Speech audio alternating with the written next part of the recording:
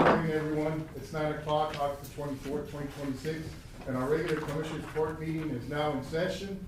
First item on the agenda is roll call by our County Clerk, Mary Jane Gavial-Benoan. Mary Jane, good morning. Good morning, Judge Commissioners. Good morning. Judge Rathmore, Present. Commissioner Moya, Present. Commissioner Morales, Present. Commissioner Solis, Present. Commissioner Garza. Present. We have a quorum, Judge. Thank you, Mary Jane. Will everyone please rise for the Pledge of Allegiance? I pledge allegiance to the flag of the United States of America and to the republic for which it stands, one nation, under God, indivisible, with liberty and justice for all. Item number 4, Communications, Commissioners. Anything to comment on this morning? Nothing on my end, Judge. Have any announcements other than Congressman Cuerda will be here on Friday, 9 o'clock to do the groundbreaking for the new sheriff's office expansion. So we look forward to seeing him. He's also going to be joined by USDA director, state director. Look, maybe all of us can be there on Friday at 9. This Friday. Schedule allow. Yes, sir. We'll move on to any more communication. We'll move on to public comment. This section provides the public the opportunity to address the Commissioners Court on any item on the agenda. Any members of the public? Yes. I Yes. want to come forward for that, Okay. for number 19. Then 19. Morning, Pat. Good morning. Morning. Agent Healthcare Director. Good to see you.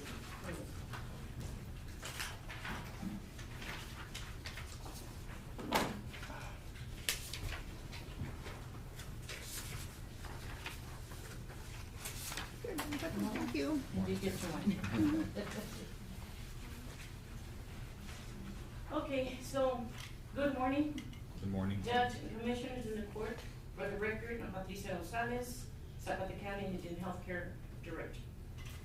I did write something down because I usually come in around this time and it's always been like more complaints or issues that we have regarding number 19. And it's, I want you to focus and see it in another way because it hasn't gotten us anywhere. Okay? So I'm gonna go ahead and read it. As a Zapata County Indigent Healthcare Director, I'm going on the 4th year with the program, and throughout this years, we have serviced the community through different organizations and programs that have supported the indigent healthcare. Although we are affiliated with Laredo Medical Center here at the Zapata Family Clinic, which is the name now, but it is a health center, I'm always looking for other organizations that can help our community for what the medical clinic cannot provide. And it's not only for the indigent clients, it's also the whole community because we're based on this. Today, at the Family Medical Clinic, we're limited with services like lab work only 3 days out of the week, 2 hours of those 3 days, that's all we have. No shots administered at all when needed, no sutures when needed, limited or none on medication samples. The patients, sometimes they don't have benefits or anything, so they don't have money to buy the medication.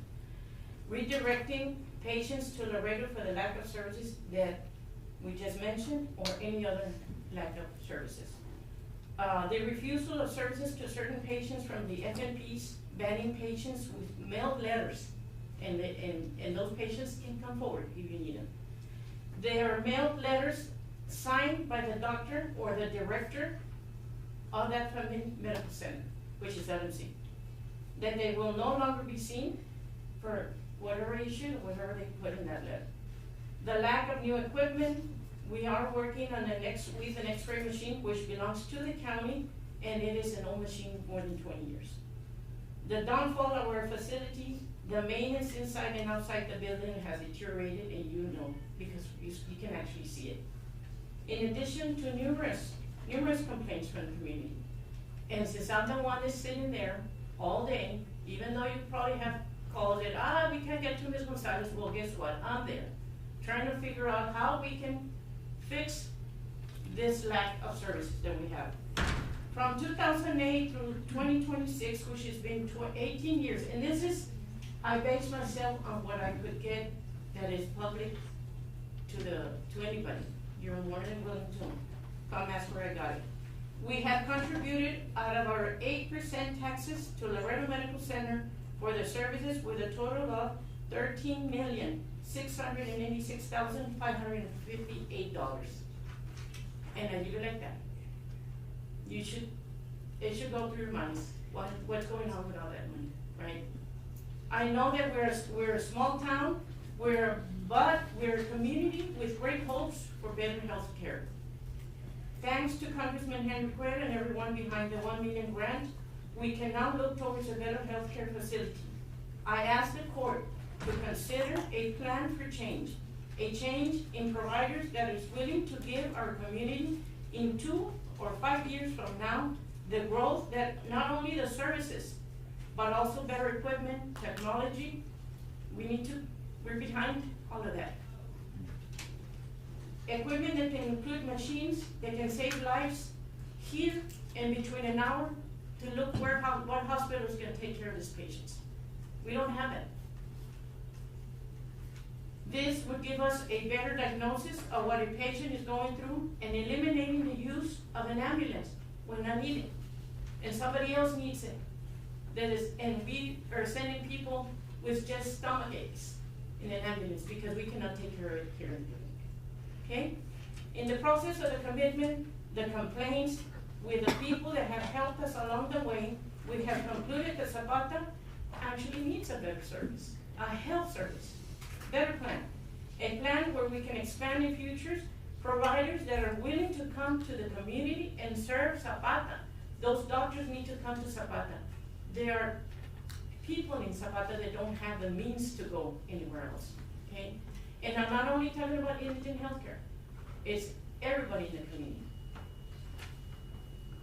In addition, and as a reminder again, I will tell you that the Zapata County Indigent Healthcare Program and the services provided by Zapata Health Center, which is a family center for this community, come out of the 8% taxes of all the people that live in Zapata. So let's give them a better plan, something that really can help us. And not only the community, your families, us, anybody going through Zapata. God willing, we will have an awesome facility in 2027 because we have that grant. And everything goes well, we will have a great facility. So let's leave something for Zapata where all the court, myself, and everybody that helps out can say, I was part of that. Let's not leave it just like that, okay, please. And in the page that I provided, you can see the amount of monies we have contributed with our taxpayers' money, and how much we have actually been charged, because it's monies that are relocated to their facility where they charge us then for the services. But guess what? We've been charged from, we've been giving them 100%. When was this accepted? 100% when LMC probably has a 7% Medicaid rate. All indigent programs, all of them, everywhere you ask around, they pay 7%. We're paying 100%. We don't get paid for rent. We rent our facility for $1 a year. How do you expect the county to fix anything that's broken there? Because that's the first thing the LMC says, well, that belongs to the county. How do you want us to fix it when you pay me $1 rent? When you could be paying me, because they do get facilities in Laredo, they pay $1,000 to $2,000 a month for them to get those facilities. Why are we so generous? I think we need to stop and we need to get out of this comfort zone that we're at and try to get a better plan. And there is people out there waiting for LMC to step out and for you guys to recognize that it is the time for a change. And you'll see what will come in. But if we don't give that opportunity, we'll never have it. And we're gonna keep on having the same problems over and over again. So. Thank you. Thank you so much. And I appreciate the transformation that the indigent program has seen under your leadership. And yes, your points are well taken, and we'll certainly visit that item, which is a yearly transfer of the 8% to the 1115 waiver, where in turn, the medical provider in turn is LMC, receives an additional, funds from the state of Texas through federal monies. And maybe our error has been that we don't have a. And of course, that's contract. we are very limited as to how many, there's two major regional hospitals in our area who can handle our indigent patients, especially in-care patients. Yes, sir. And then that has always been the concern of the Because court, of that. as I where do we understand. turn to, yes. But we'll take that on. But sometimes it's good to bring it up because if we are having problems here at the clinic, well, maybe they'll say, you know what, let's bring it up a notch. Okay, thank you, Right? Pat. Thank you. It's only a reminder, that's all it is. All right. At whatever Thank time you I believe choose, they just arrived, so. whatever should, Okay, time we'll you hear, choose, okay, you guys- thank you, Pat. it's on your hands. Thank you. Are there any other public comments this morning? Yes, sir. Good Oh, morning. Mr. Guevara, you can please Yes, sir. step forward. We're not on the agenda. That's all right, that's okay. No.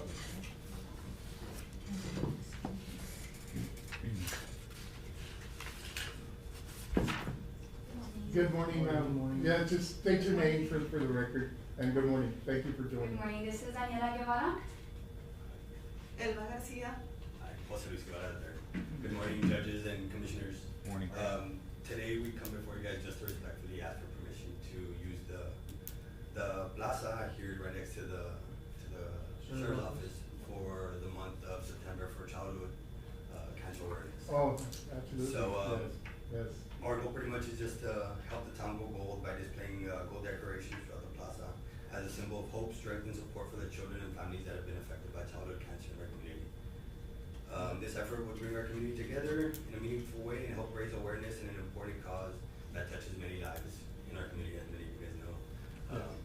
My family has personally suffered through it. Sure it does. Ms. Vita's family has suffered through it, and a lot of members of our community have suffered through childhood cancer. Not only just childhood cancer, just any type of cancer. yes, it's a very disease. Not only do we wanna ask for permission to use the plaza for the month of September, but to see if it would be available for us to hold a remembrance, a candlelight remembrance on September fifth, the evening of September fifth, towards the night. We wanna ask, the father from Our Lady of Lourdes to come and say a prayer. We wanna display candles for, those that have passed and, have a remembrance for those that have survived as well. We wanna get with with the sheriff's office to see if there's any way they can help us out with traffic control and stuff like that, but that would be more on our end. We'd go out there and ask them to see if they're willing to help us with that, which I'm sure they are. But, pues más que nada, nomás para preguntarles si nos dan permiso, pues a la plaza, and see if it's okay. Yeah, I mean, it's a beautiful thing that you're doing, so I think it's a wonderful. Yeah, what do you think, I guess? It's a public plaza, so thank you for advising us and informing the public of what you're doing. But yes, it's a public plaza and certainly you can use So it. if we have a chance, can we also decorate the front, next to the chamber? By the community. Yeah, that's what I was about to ask. The If you can- Z-Tag. If you can include the Yes. Z-Tag, that little bill, that'd be beautiful. I don't know, we have this picture in our heads. All right. That's everything. Well, thank you so much for coming in and letting us know. Thank you so much. Okay.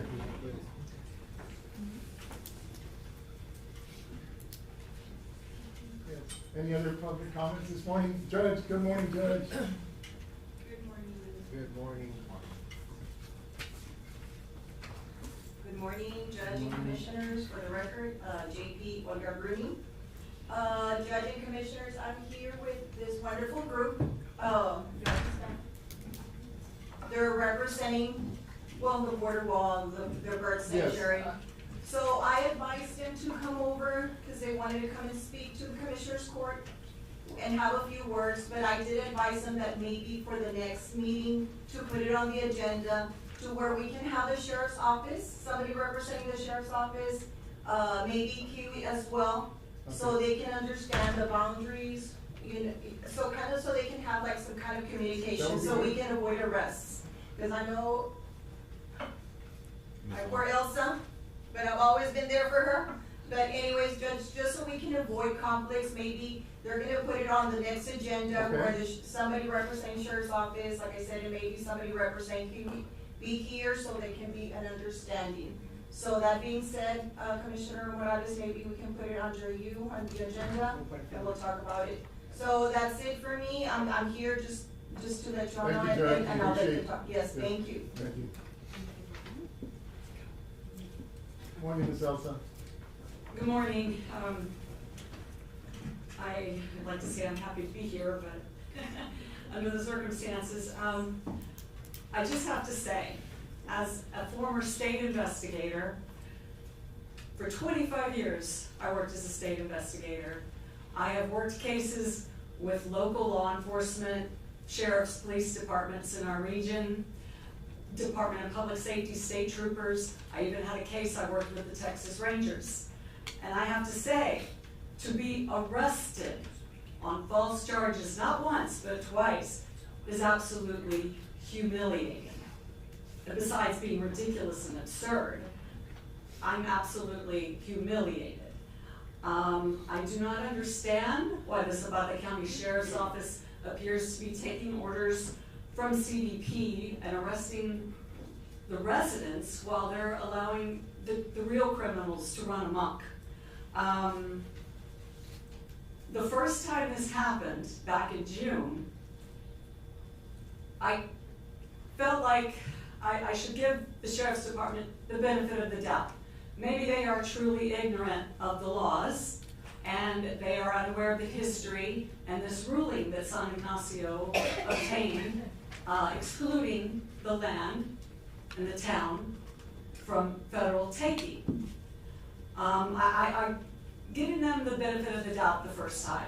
And while Maxine and I were there at the bird sanctuary trying to prevent further destruction within this exclusion area, Mr. Briscoe was at the courthouse, and he tracked down the records that proved what we were doing and what we had been saying. And it proved that we were not trespassing, it was not federal property. And you know, back in June, we presented this to everybody, the county, the federal government, the Army Corps, attorneys met, emails, meetings, and we thought it had been settled, that we had demonstrated this is not federal property, and they had been staying out, at least at the bird sanctuary. They did continue to trespass through private property. You know, Mr. Luis, a veteran, 90-year-old veteran, Mr. Uribe, and Mr. Briscoe, they're also trespassing on people's property. And we're trying to get the Sheriff's Department to support the residents, the people that they are supposed to be protecting and serving, instead of the real criminals, arrest the real criminals. You know, these landowners, these veterans, even the widow of a former county commissioner, her property was also damaged, and these criminals trespassing through her property. And this second arrest is absolutely inexcusable, because the Sheriff's Department, the federal government, the county government, everybody has been provided with this documentation about the San Ignacio exclusion. And this second arrest, there was no hostility. I was on adjacent property, just kind of keeping an eye on things, and I saw two surveyors walk into the bird sanctuary, and I'm like, well, they're not just driving through, they're on foot. Why are they going in there? And I didn't see any signs about the bird sanctuary being closed, and I went in there. There were other people there, unassociated to me, just fishing, and I politely asked the surveyors, what are y'all doing in here? One of them responded, but they told us to come take measurements. And I'm trying to explain to them about the exclusion and that this isn't federal property. You need to make sure before you come in to some place and you're going to do work, you need to, verify with your supervisor, because all this was provided to them. There must be some kind of misunderstanding. And he left, and the second guy there, he picked up his stuff and left it. I was not threatening, I wasn't interfering, I wasn't trying to block them, I was just trying to inform them. And I have all this on video, I have evidence to back up what I'm saying. But it was all very cordial. And after they left, I left, and the next thing I know, here comes a sheriff's deputy. And I'm watching, he went down below, shaking hands with Border Patrol contractors, they were talking. But then he got in his truck and he left. He passed by me. And I'm thinking, well, he didn't arrest him. Hopefully he gave him a warning. Next thing I know, the deputy Hernandez is wandering around in the lot behind me, asking, how do I get to you? He can't seem to find me. I'm like, you just have to come around here and, just a little bit further down. Giving him directions on how to find me because I was so confident I had done nothing wrong.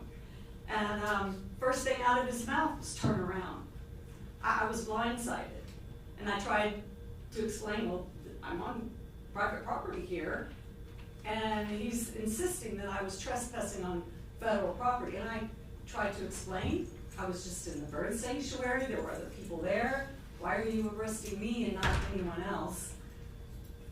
Tried even showing him this declaration of taking in the map of the exclusion area in San Ignacio. Not interested in seeing this.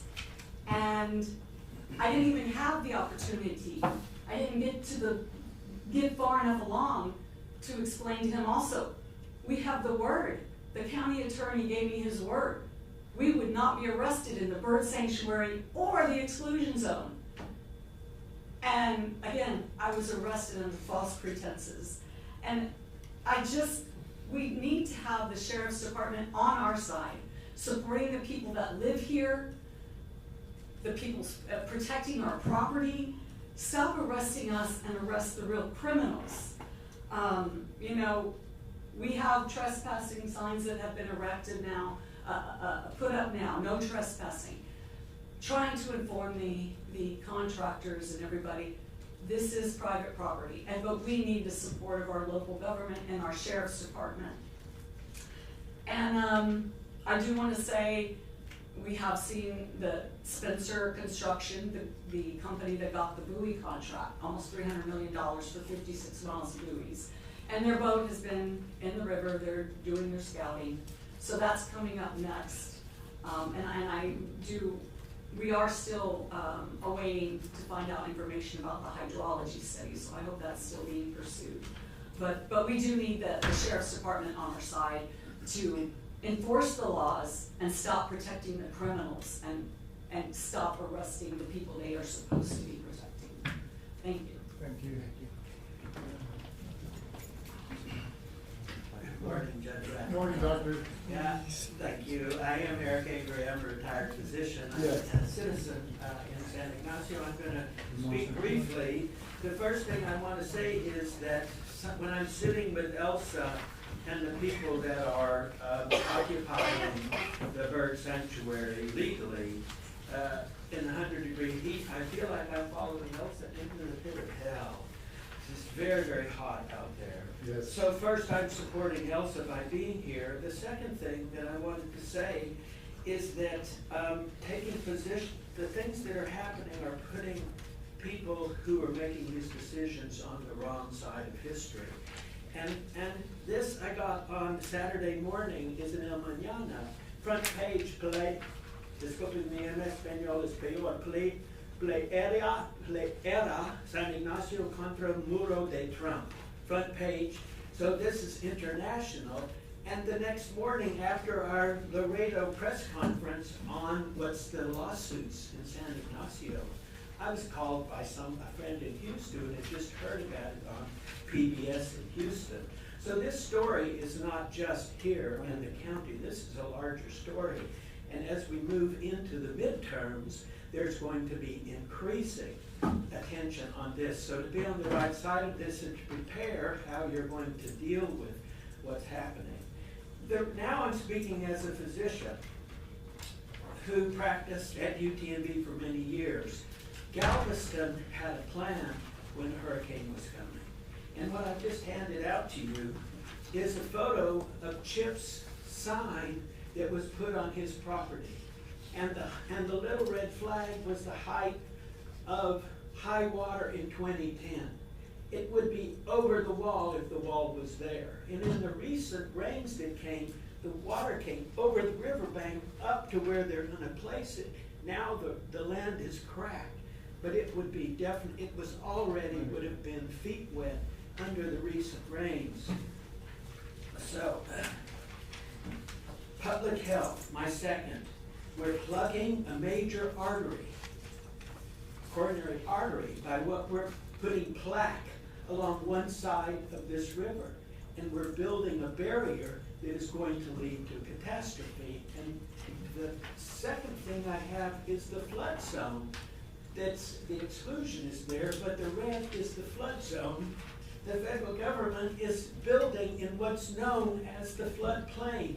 So I'm gonna ask the county, and maybe Olga can help it get onto this next agenda, and ask, does the county have a plan for a catastrophic flood? Who in San Ignacio, if the water comes up, is going to need to know they need their documents so they can get out of the way of what's coming. So a flood plan. And the second thing is, we almost lost our water in San Ignacio in the recent heavy rains because the flotation device in the river floated up onto land with the water, and when the water went down, the float stayed on the land, which has an artery which goes to the big tower. And there were like 30 people that came down, they had to move the float out. So the second public health thing is, what is your plan to get water when it begins to be compromised by the potential of what's coming? Okay. Thank you all very much. Thank you. All right. Okay. Hello, good morning. Morning. My name is Alejandro Cortinas, and I'm from San Ignacio, and I'm here to speak about possibilities and innovation. My name is Alejandro Cortinas, and I come from the family of Juan Cortina, Red Robin of Brownsville and Matamoros, who stood up for the people and believed in protecting their communities. Today I want to carry this spirit forward, not for politics, power, or personal gain, but for the people, the land, and the living things that make San Ignacio special. I believe San Ignacio has the potential to flourish through innovation, empowerment, positivity, and love for our environment. We can restore our parks, improve our basketball court at the church, strengthen and protect our bird sanctuary, create spaces for families and children, and work toward bringing essential services such as the fire station, sheriff's station to better and protect our community. These are not just buildings or projects, they are investments in our future. Together we can restore what has been neglected, protect what is precious, create new possibilities, and give our children something to be proud of. San Ignacio deserves to grow without losing its soul. Let us protect our land, our birds, our families, and our community. Let us build a future based on love, unity, opportunity, and service to the people. Thank you. Thank you, sir. I'll be brief. Good morning. Thank you guys for listening to us. And I just want to say that I've been out to the San Ignacio Bird Sanctuary for Your name for the record, sir. My name is Edgar Villaseñor from Laredo, Texas. Okay, thank you. But I've been introduced to the Bird Sanctuary, and as you guys may know, like Big Bend, they're already a national park, so the beauty's already going everywhere. And people are defending that beauty because it has worldwide attention. This bird sanctuary is freaking awesome. That's it, freaking. But it is amazing. It is so cool. And just recently we were out there kayaking, some of us out here. And two things here. One is that they're trespassing on a 90-year-old veteran's property, right? That's one thing. And he gave us permission to tell people not to trespass. And at that point, she got arrested, right? So that's one issue. The second thing is, now that they're trespassing, and they're gonna get started on this wall, is being built on both sides of the bird sanctuary.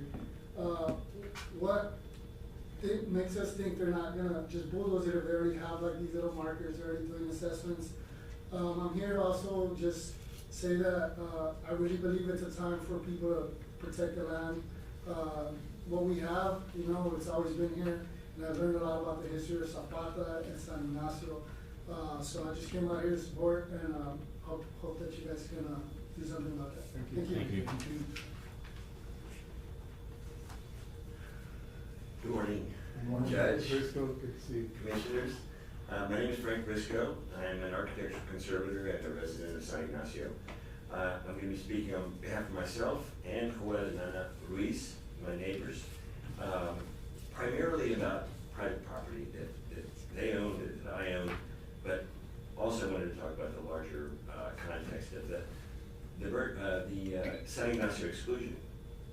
this is San Ignacio exclusion is really a remarkable kind of, it has a great history. It is a result of a petition. Let me start over again. It says, on June 3rd, the contractors working with the Department of Homeland Security began clearing a 150-foot wide strip along the riverbank below San Ignacio in preparation for the border barrier. Through a petition campaign led by county leaders, including people from Zapata, this was not just a San Ignacio thing, which is also really impressive to me, that we had people from Zapata, we had many veterans involved in this petition drive, and area leaders, including Mercurio Martinez, came together and guided this petition through the federal court system, and ultimately prevailed with they had some 200 signatures, and the federal government, we struck a deal basically, and the deal involved, we're still finding out details of it, but the deal was the San Ignacio exclusion was created and spared from the condemnation of all of the parcels around it. The flip side was we foreclosed our, as I understand it, we foreclosed our right to sue the federal government for flood damages. Well, it's worked out pretty well for us, and you know, there have been flood damages, as Eric showed. That 2010 flood was right up to the bluff. That would be above the 307 traverse. The 307 traverse was chosen as the area that was purchased in fee simple by the federal government in 1955, with a judgment of the Declaration of Taking, number 52, which is right across the hall here, and we have distributed it among a number of people, including the sheriff, IBWC, Border Patrol.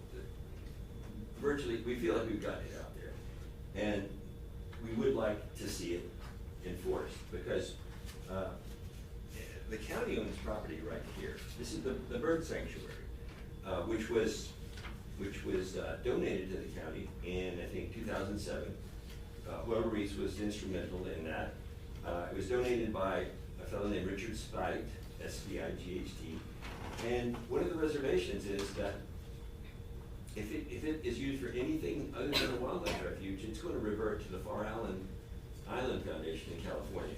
And I don't know how they're going to determine whether, you know, a barrier through it that takes up virtually half of the property is going to be still allowed to continue as a wildlife refuge, or if that's going to trigger their it reverting to them. But they are aware, they're following this very carefully. We've also produced, besides the documents related to the exclusion, we've distributed 2 letters from the IBWC to people in San Ignacio and to the Justice and Federal Commission, indicating that the federal government has no jurisdiction whatsoever between within the San Ignacio exclusion. One of these letters is, just very briefly, this is directed to Angel Garza, who's the county commissioner of Precinct 2, and this is 90, back in the 90s. Because of the fact that the government did not take the properties within the town side of San Ignacio, the townspeople own to the water's edge. And he goes on to say, Lincoln, Grant, Washington, Uribe, and Agua are all public access without the intervention of the Bounty and Water Commission. Sure. Yeah. Okay. Okay, let me just wrap up with that. So we've had numerous contacts with the Sheriff's Department. We have not been able to get them to see our side or show us any documents from the other side. However, the most productive contact we've had so far has been with Captain Trevino. Captain Trevino suggested we set up a liaison, which we would really like to see instituted. It would have all of the stakeholders who could share communication on a much more immediate way than is happening now. I'm not sure what whether there is a win-win in this, but I'm certain that there's a lose-lose if we don't change the course of what we're working on. Thank you very much. Thank you, Mr. Thank you so much. And yes, we're not going back and forth today. It's not on the agenda, Counselor, but they do want to, and of course, the Counselor is representing Zapata County in any communications, negotiations. That's correct, Judge. I can apprise the court as to where we're at, Judge. In reference to I've discussed this matter with Captain Trevino and notified him that there is that exclusion area that has been that was adopted back in when the initial taking occurred, Judge, which was back in the 50s, Judge. So because that exclusion exists, we have to be very mindful of the fact that if someone were to be arrested for their under the grounds of it being a trespass, well, it can't be a trespass if it's on public lands, okay? Correct. So that's where we've been in contact with them. Now the issue becomes one of the line between a peaceful protest and say one that's disrupting the peace, Judge. So those are more factual elements dependent on what exactly happens in that situation. But having said that, I am meeting with the IBWC on Thursday, Judge, where they are going to bring forth their maps, and if we perceive anything that would contradict that which we have, Judge, then obviously we'll make the residents aware of what it is that is brought forth. But based off everything I've researched, Judge, there doesn't appear to be anything beyond that exclusion zone that was adopted. So the federal government cannot take any of those lands without initiating an eminent domain proceeding. So I believe we're in a solid footing to at least require them to start those proceedings against Zapata County for those specific lands, Judge. So while they may have worked up to those specific area, that exclusion area, they will have to be stopped because, as the court is aware, we notified them that they did not have permission from Zapata County or the governing body of the Zapata County, which is the Zapata County Commissioner's Court. So they cannot enter onto those premises, and any of them entering onto those premises for the purposes of construction of that border wall will be, addressed, So now, because it's public lands, they do have a right to get onto the land, okay? Now, Well, we're talking about different parcels. Okay, you're talking about something else. Land. Right. You're apparently talking about the bird sanctuary, Right. which is owned by the county. Right. But bookending that parcel Right. is Joel's 1 acre on the extension of which actually he traded to the county for. The county provided the deed that he has that shows his property goes to the river. There's no, the 307 traverse has no bearing whatsoever within the San Ignacio. The San Ignacio area. And so we're talking about private property Yeah. on the north side and on the south side, Joel's on this acre. And No, on any areas that are acres on the north side. that are considered part of the lands that have been were not automatically granted to the United States based off of that eminent domain taking that were excluded from there, okay? Then we cannot arrest individuals that are protesting there so long as the individuals that are protesting there are there at the permission of the private property owner. Does that make sense? It does Okay, make sense. so that is where what my instruction was to the Sheriff's Department on those specific matters. Now, it didn't exist before, but now that I've discussed the matter with them, I think we're kind of on the same page in reference to it. What did not exist? Their ability to make arrests because they weren't under they didn't know that was part of the exclusionary zone. So I relayed that to them, provided them maps and all that information that hopefully clarifies the issue. So These contractors are continuing to trespass through both of their properties. Okay, well- And the sheriff's department is not addressing it. So Okay, that's well, see, another- the problem with that is that if they're not going to be arresting the protesters, they can't, because it is a disputed issue. No, I'm sorry, but what is the dispute? Are you saying that we don't own that property, or that? Sir, I'm just saying that it's a disputed issue between you and the government, sir, okay? Now, I know you believe you own it, sir, and I would tend to agree with you, but from a law enforcement standpoint, sir, unless it's a clear-cut issue, it's difficult for me to authorize the sheriff's department to go make arrests specifically in reference to that issue. Because you have a claim, and you have a lawsuit. You have 2 lawsuits. You're right. For So- inverse condemnation, which is different from trespassing, but they're working their way through the federal court system. Correct. So once that is clarified, well then, if it's a deed by a court, because the issue is in dispute, sir, that's why the law enforcement, I know what you're saying, and believe me, I sympathize with you because I have very clear opinions as to my feelings on this boardwalk, okay? But having said that, I do have to protect the interests of the Zapata County, and I understand. So that's kind of where we're at with that, sir. But, you know, based on what we have, it would be. It would potentially be a trespass. We'll have this on the Yeah. agenda for next meeting, Okay. Counselor, and Okay. I appreciate the info. Judge, I just have to say, this is an urgent issue because I understand, they're yes. going Just- through there this morning. They're still trying actively to get heavy machinery into the bird sanctuary. Well, Mr. Viola, I guess It's very you can, urgent. reach out to them Right, and say that our Judge, concern. because it's public lands, Judge, they do have the right to enter. Now, if they're doing something that's damaging our property, well, that's a different story, and then we can absolutely have police, come in and prevent them from doing They it, which have I don't know knocked they down have. trees in the bird sanctuary, sir. They have knocked down trees in the bird sanctuary.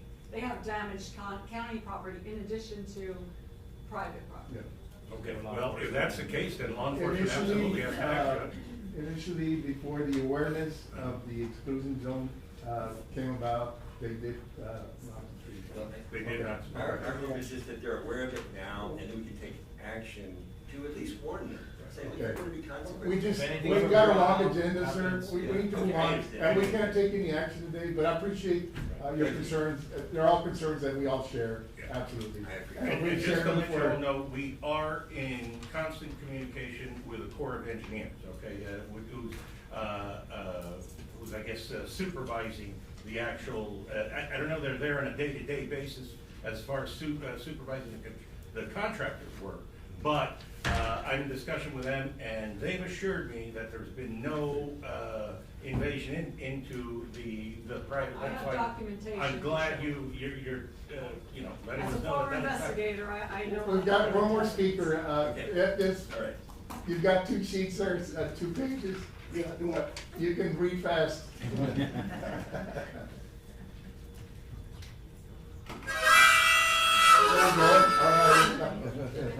Morning, sir, your Some call me a name? poet, some call me the dude, but I've always been Jesse G. Herrera.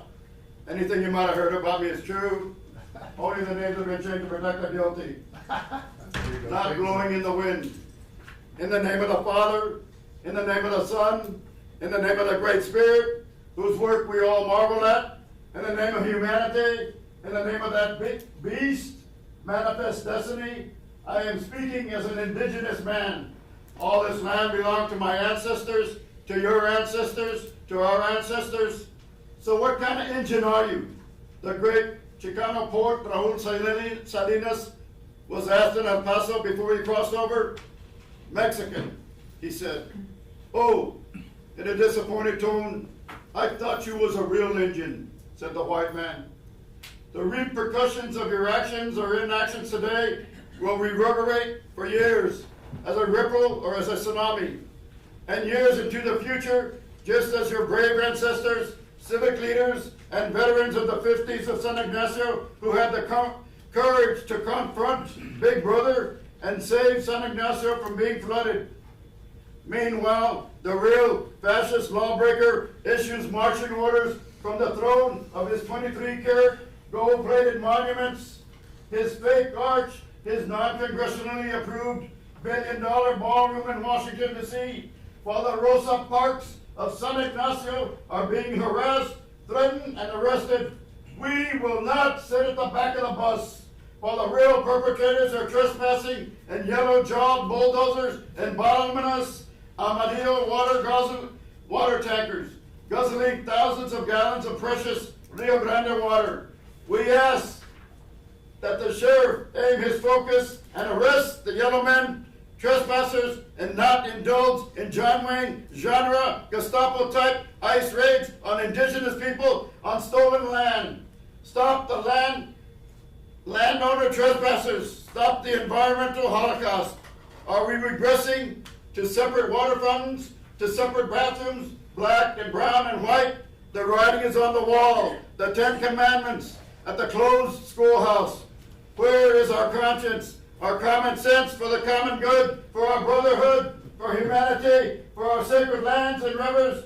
We are stewards of this great land. Just because Big Brother says to do something doesn't mean it's right. Look at all the indigenous people massacred it took to create this country. All the stolen land, all the tears, all the blood. Imagine waiting your whole life to be an ice cube, and then you melt. Your whole life, your very existence melts before your eyes, before your feet. In the name of the Great Spirit, you are water, you are life. The answer is not blowing in the wind. San Ignacio strong, Zapata strong, si se puede.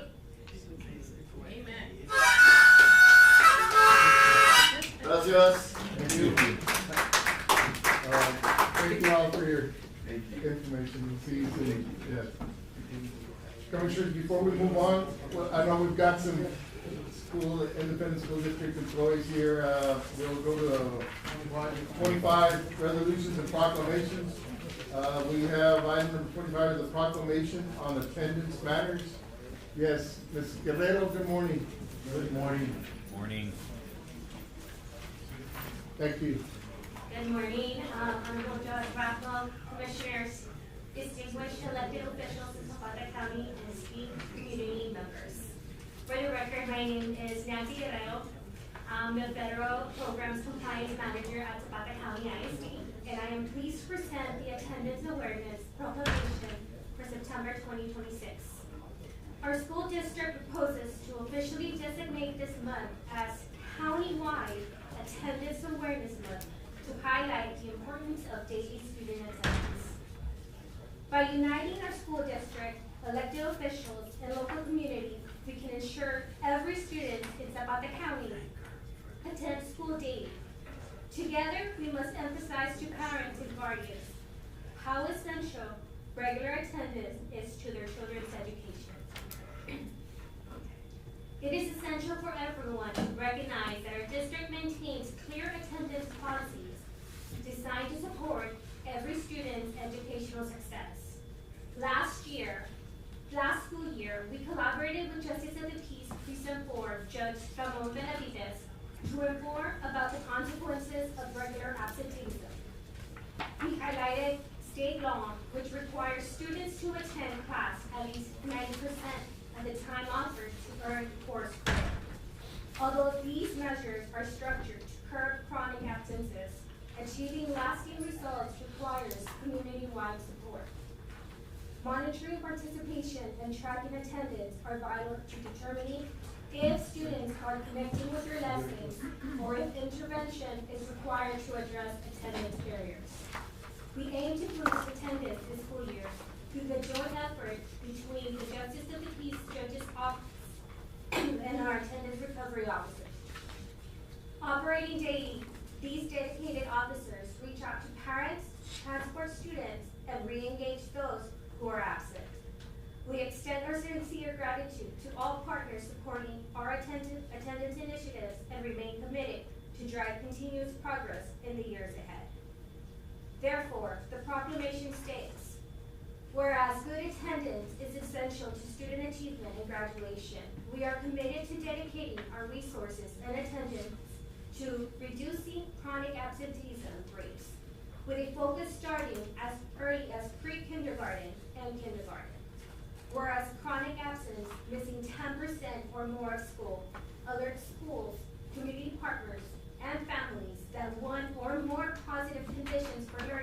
are not in place. Whereas students are more likely to attend school when positive conditions for learning, physical and emotional health and safety, a sense of belonging, connection and support, academic challenge and engagement, and adult and peers with social and emotional competency are in place. Whereas the impact of absenteeism, punitive approaches to school discipline contribute to the achievement gap that separates students for lost learning time in the classroom. Whereas showing up for school is an opportunity for students to build routines that can create a sense of safety and belonging, increase engagement, and develop trusting relationships with peers, teachers, and school staff that increase engagement and motivate them to participate in learning. Whereas reducing absenteeism requires taking a comprehensive approach that begins with prevention and early intervention, and adopting trauma-informed approaches rather than responding with punitive action. Whereas improving attendance and reducing absenteeism takes school, family, and community partners working together to identify and address factors contributing to students missing school, particularly a lack of digital access, mental and physical health services, and access to basic economic supports, including food and housing. Whereas partnering with students and families to monitor attendance as well as understand and address barriers to attendance requires building and sustaining caring relationships and regular communication in the home language spoken by the families. Whereas research found, even before pandemic, that families had high aspirations for their children, yet faced significant barriers in getting their children to school, or lacked the knowledge that showing up nearly every day to school was crucial to academic achievement. Whereas taking attendance daily in a consistent manner and for different types of learning opportunities, in person or homebound, is essential to identifying when students begin to miss too much school. Whereas taking positive problem-solving approach to reducing absenteeism requires expanding data to include reviewing chronic absence and attendance data for in-person and homebound, availability of working contact information for families, connectivity, devices and internet, and positive relationships. Whereas promoting attendance requires noticing as soon as possible when students are starting to miss too much school in order to engage students and families, identify and offer needed support and early intervention resources. Whereas ensuring an equal opportunity to learn requires using data to detect high levels of absenteeism and missed opportunities to learn by school, grade, and student population. Now, therefore, be it resolved that the Zapata County Commissioners Court stands with the nation in recognizing September as Attendance Awareness Month.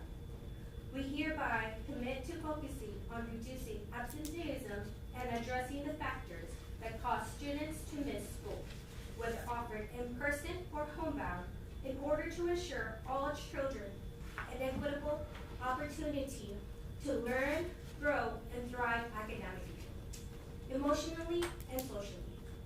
We recognize that we must work together to engage students and families and send the message that learning can and must continue, whether students participate in person, homebound, or through blended approaches. Specifically, we will make clear that improving students' attendance, including taking daily attendance in a consistent manner and monitoring absenteeism, continues to be a top priority. Encourage family engagement and sustain civic action to help families get their children to school every day. Analyze our data to identify which students are most affected by a chronic absence, as well as to unpack common attendance challenges that need to be addressed.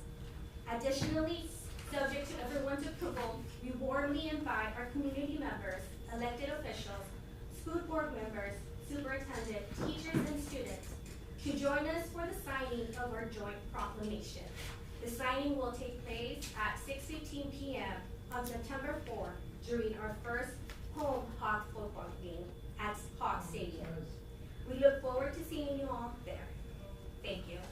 Thank you, Ms. Guerrero, and thank you for so eloquently reading the proclamation. I apologize, it's Thank really you, long, no. but I really appreciate you all, joining in our efforts to spreading. Well, appreciate the invite, yes. I couldn't agree more, the attendance does matter. It does matter. Yes. Yes. Judge, motion to approve the proclamation as presented. Motion by Commissioner Solis to approve the proclamation as presented, seconded by Commissioner Morales. Any discussion, Commissioners? All those in favor say aye. Aye. Motion passes unanimously. Thank you, and once Thank you. again, hope to see you all on September. Thank you for 4th. joining us. Thank you. Okay, sure.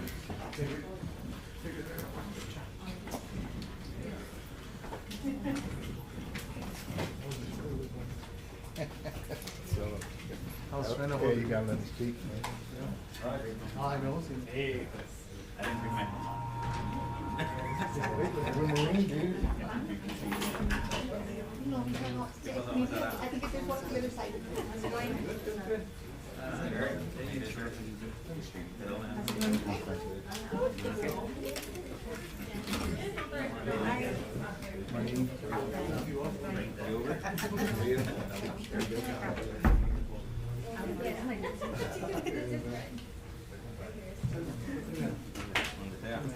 Aquí.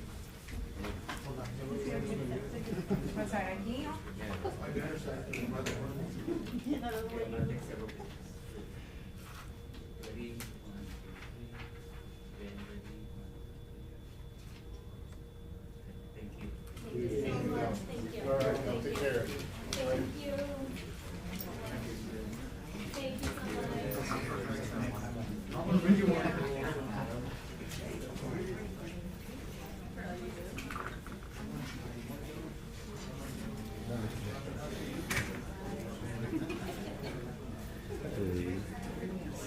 Okay. I'll talk to you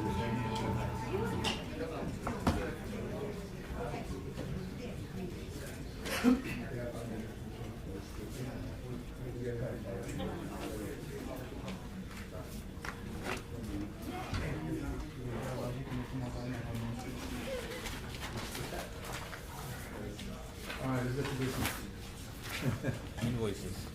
Commissioners, moving on, item number 6, approval of invoices in your packets.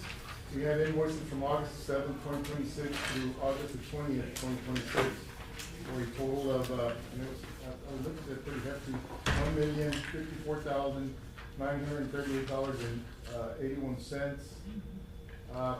Part of it, the general fund was $666,000, expenses, a little over $200,000 was the loan for, Loan and also. the election machines. Yeah, and then the part of the payroll, like insurance, Okay. also. There's motion to We approve. were able to as cover presented. all those expenses, okay. Got a motion?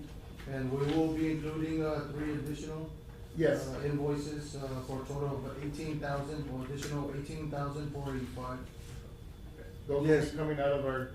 Certificate of obligation. Okay. Yeah. I was gonna explain a little bit more on that once we got to the CO, agenda item. Okay. So we don't include them in, No, you don't have to, cause it'll be in the other one. Okay. Got a motion by Commissioner Solis, seconded by who, seconded? Gatsa. Commissioner Gatsa. Any discussion? All those in favor say aye. Aye. Motion carries. Item, number 7 is approval of checks issued, and in your package, we had checks from, also from August the 7th, 2026 through August the 20th, 2026, for a total of $1,054,938.81. Motion to approve is presented. With, Motion to approve as presented. I'll second that with the corrections if any have to be made. No, we don't have to make them, cause I'm gonna, in the agenda item, I'm gonna Okay, bring it up, so. alright, sounds good. I'll Okay, second got a that. motion second, all those in favor say aye. Aye. Motion carries. Item number 8, tax assessor collective department report. I know, Delia, you were at a conference at our regular scheduled meeting, so I appreciate you coming in. Yes, and I don't want to bring anybody, but. But Forgot something. the documents were on my desk, I just didn't see them, I was supposed I to. don't know whether y'all have the report or not. We don't have them with me, but I'll go ahead and read them. just go ahead and read them out. I think that they were in the packet. They were. They were? Yeah. Okay.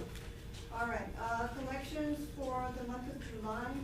General fund, we collected $67,403.01. Interest, we did have refunds of $684.83. I wish I could speak as loud as the gentleman did. But Interest and sinking, we collected $29,344.86 with $78.37 in refunds. Farm to market, $24.92, 22 cents in refunds. Special road and bridge, we collected $8,994.23 with $101.37 in refunds. Total collections for the month was $117,854.37, and that was for taxes only. Then we go down to fees and other collections. Tax certificates, we had $4. Hotel motel tax, $4,563.69. Copies and faxes, $2.25. Interest earnings, $6.50. With a net collection of $122,430.81.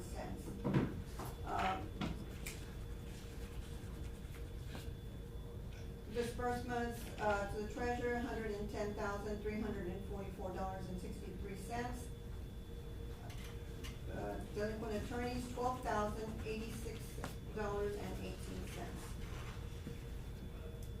Hotel motel tax, we have year to date a total of $64,518.03, and this is of course through July, so we still have collections hopefully for August, September.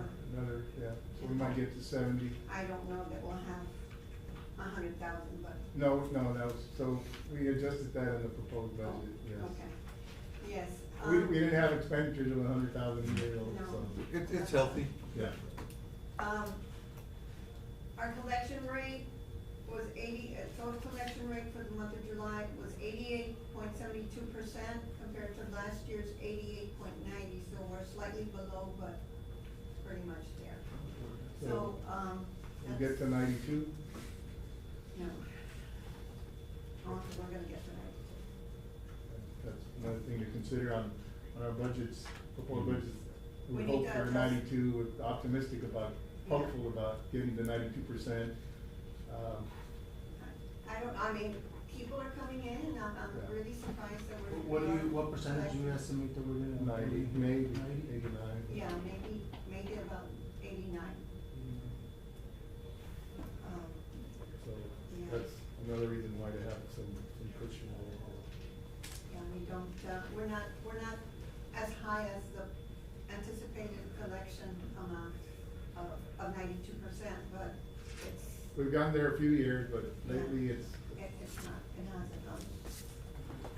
Okay, thank you. Thank you. Thank you, ma'am. I have the reports and presentation. Item number 9 is a presentation from Communities Unlimited on Zapata County broadband access, status of prior state, federal funded projects, and any direction for additional research from commissioners. Mr. Mark Pearson. Mark, good to see you again. Good to see you. Yes. Yes, you were here maybe a month ago, Mark, when? Was here a little longer. in early June, and then Okay. and then briefly in July also. And, Thank you. Good morning, sir.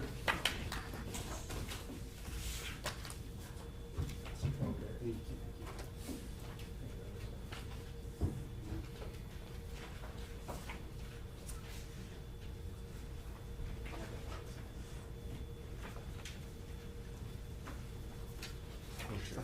Okay, thank you.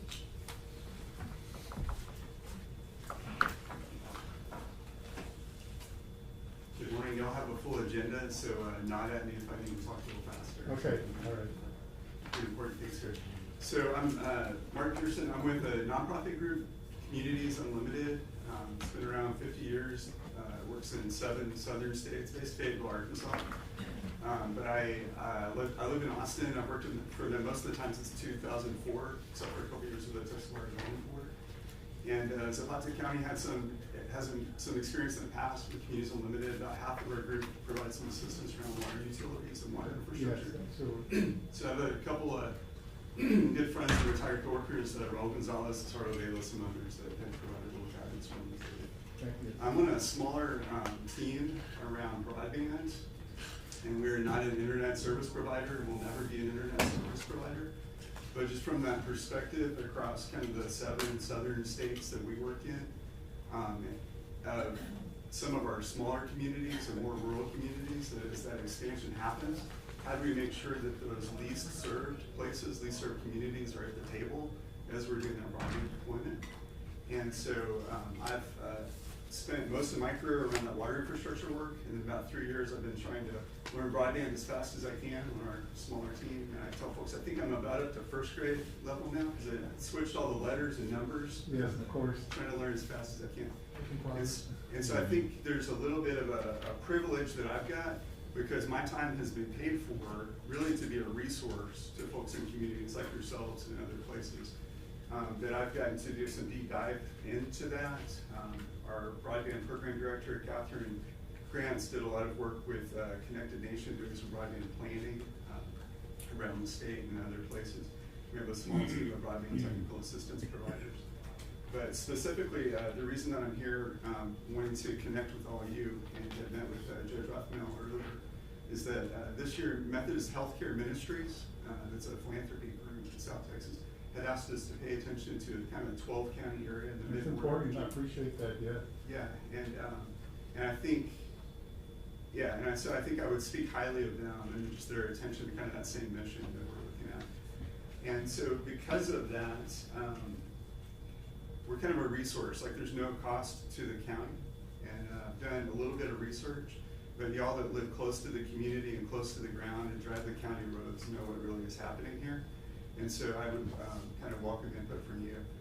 If we can, I'm gonna take maybe 5-10 minutes and try to kind of run quickly through some of the handouts Appreciate I got that. for you. Okay. And then, and just kind of give just a few information points, some kind of high points. And then I would also welcome, I'm gonna email out later, there's about 5 or 6 different websites basically that are kind of where some of this information sources from, and that is available some ways in a lot more detail than it used to be. You could put in your house address, you could put in a constituent's address and zoom down to it and see what service is reported at that location level. So there's a couple of FCC maps, and there are a couple maps from the state Texas Broadband Development Office, and something we've done.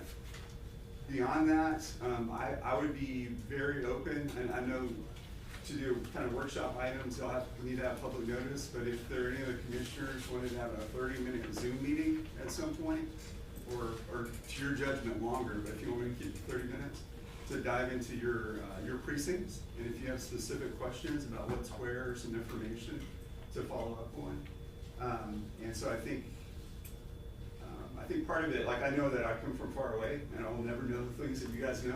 So one, we need to keep the federal data, the state data honest, and then keep it relevant too. Because in my opinion, this is kind of like an active work site. And so let's make sure it's doing smart work, and we're, with that, I'm gonna try to move a little quicker into those handouts there. And so just really for reference for y'all that, they show these as we go. The first brochure is just about the Communities Unlimited Broadband Program. If you're not familiar with this, I'll also put the link for our group in there. We have some group that does U.S. Treasury CDFI lending if they're small businesses and entrepreneurs, especially in rural places. We're wanting to strengthen those and encourage those. Some of the other areas we do work. The next page that is just kind of black and white text for you is what is reported at the latest. The internet service providers are all required to report to the FCC every 6 months where they have service and what speed levels and what technology types. And so that updates the reporting. The data we were using was June 30th, 2025. They've got about a 5-month lag before they get all that processed and make it public. And so mid-May, they released the December 31st reported data. And some of that is only as good as the ISPs, the telecom providers, give them. And I've seen other rural areas where maybe a small provider, I don't know if they're busy or forgot or just didn't report one time. So there's a little bit of keeping it honest. There's also in the beginning of this, I think there were some of them that were kind of rounding up on what they were serving. It was kind of hopeful. So here it shows in Zapata County, just under 7,000 broadband serviceable locations. So those would include like homes and business locations. And then down below it shows Spectrum as kind of your largest provider with the cable internet service, and that's what serves the town of Zapata here. And then below, the other ones I'm going to draw a note to is there's a licensed fixed wireless. Is what's coming over kind of the towers with the radio signals. And increasingly, that's like your cell phone providers are doing that, AT&T, Verizon, T-Mobile. The other ones I note here, the Texoma fiber and the border-to-border communications that have some fiber deployment. We can talk about some of the funding in a minute, but that's a group that I was originally out of Kerrville. It was bought by a company in Oklahoma. It's now Hillary Communications, and I think they're under construction on some of that project. Do any of y'all have service from border-to-border communications or Hillary? I had border, but I don't have fiber. But not fiber, is it that fixed wireless signal? Okay. I believe the whole town has just fixed wires. I don't think they have. I think the fiber is in San Ignacio, actually, the San Ignacio area. Yeah, that's where the fiber optic was laid with that grant that they received maybe 4 or 5 years ago. When I was here last, I was pulling over looking at their markers on the side of the road, and I saw that at San Ignacio there.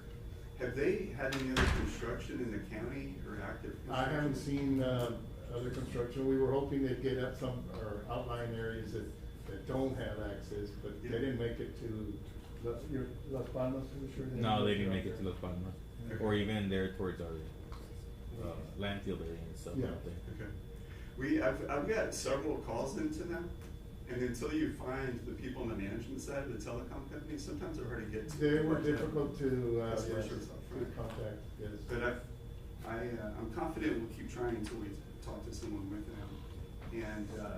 And then I think the other question may be if there are local contacts here. Yeah. So I'm seeing that, like, Spectrum, I guess, provides the majority, almost 6,000 accounts. Yeah. Fiber, a little over 1,000. What's the difference in quality or speed? So that's a good point. So broadband, like as a definition, what we're talking about is just high-speed internet. And that definition they changed about 2 years ago from 25 megabits per second down and 3 up to 100 megabits per second down and 20 up. And cable service should be able to do that. Okay. But in some ways the fiber is kind of your best in class service right now. So that's the Cadillac. Yeah. That's so what I understand from fiber is you'll get true numbers. If you have a contract for 300 megabytes, you're getting 300 no matter the interference between 1,000 customers logging into one line, which will tend to drop your megabytes per second. Okay. And So with fiber, you'll get there's a difference.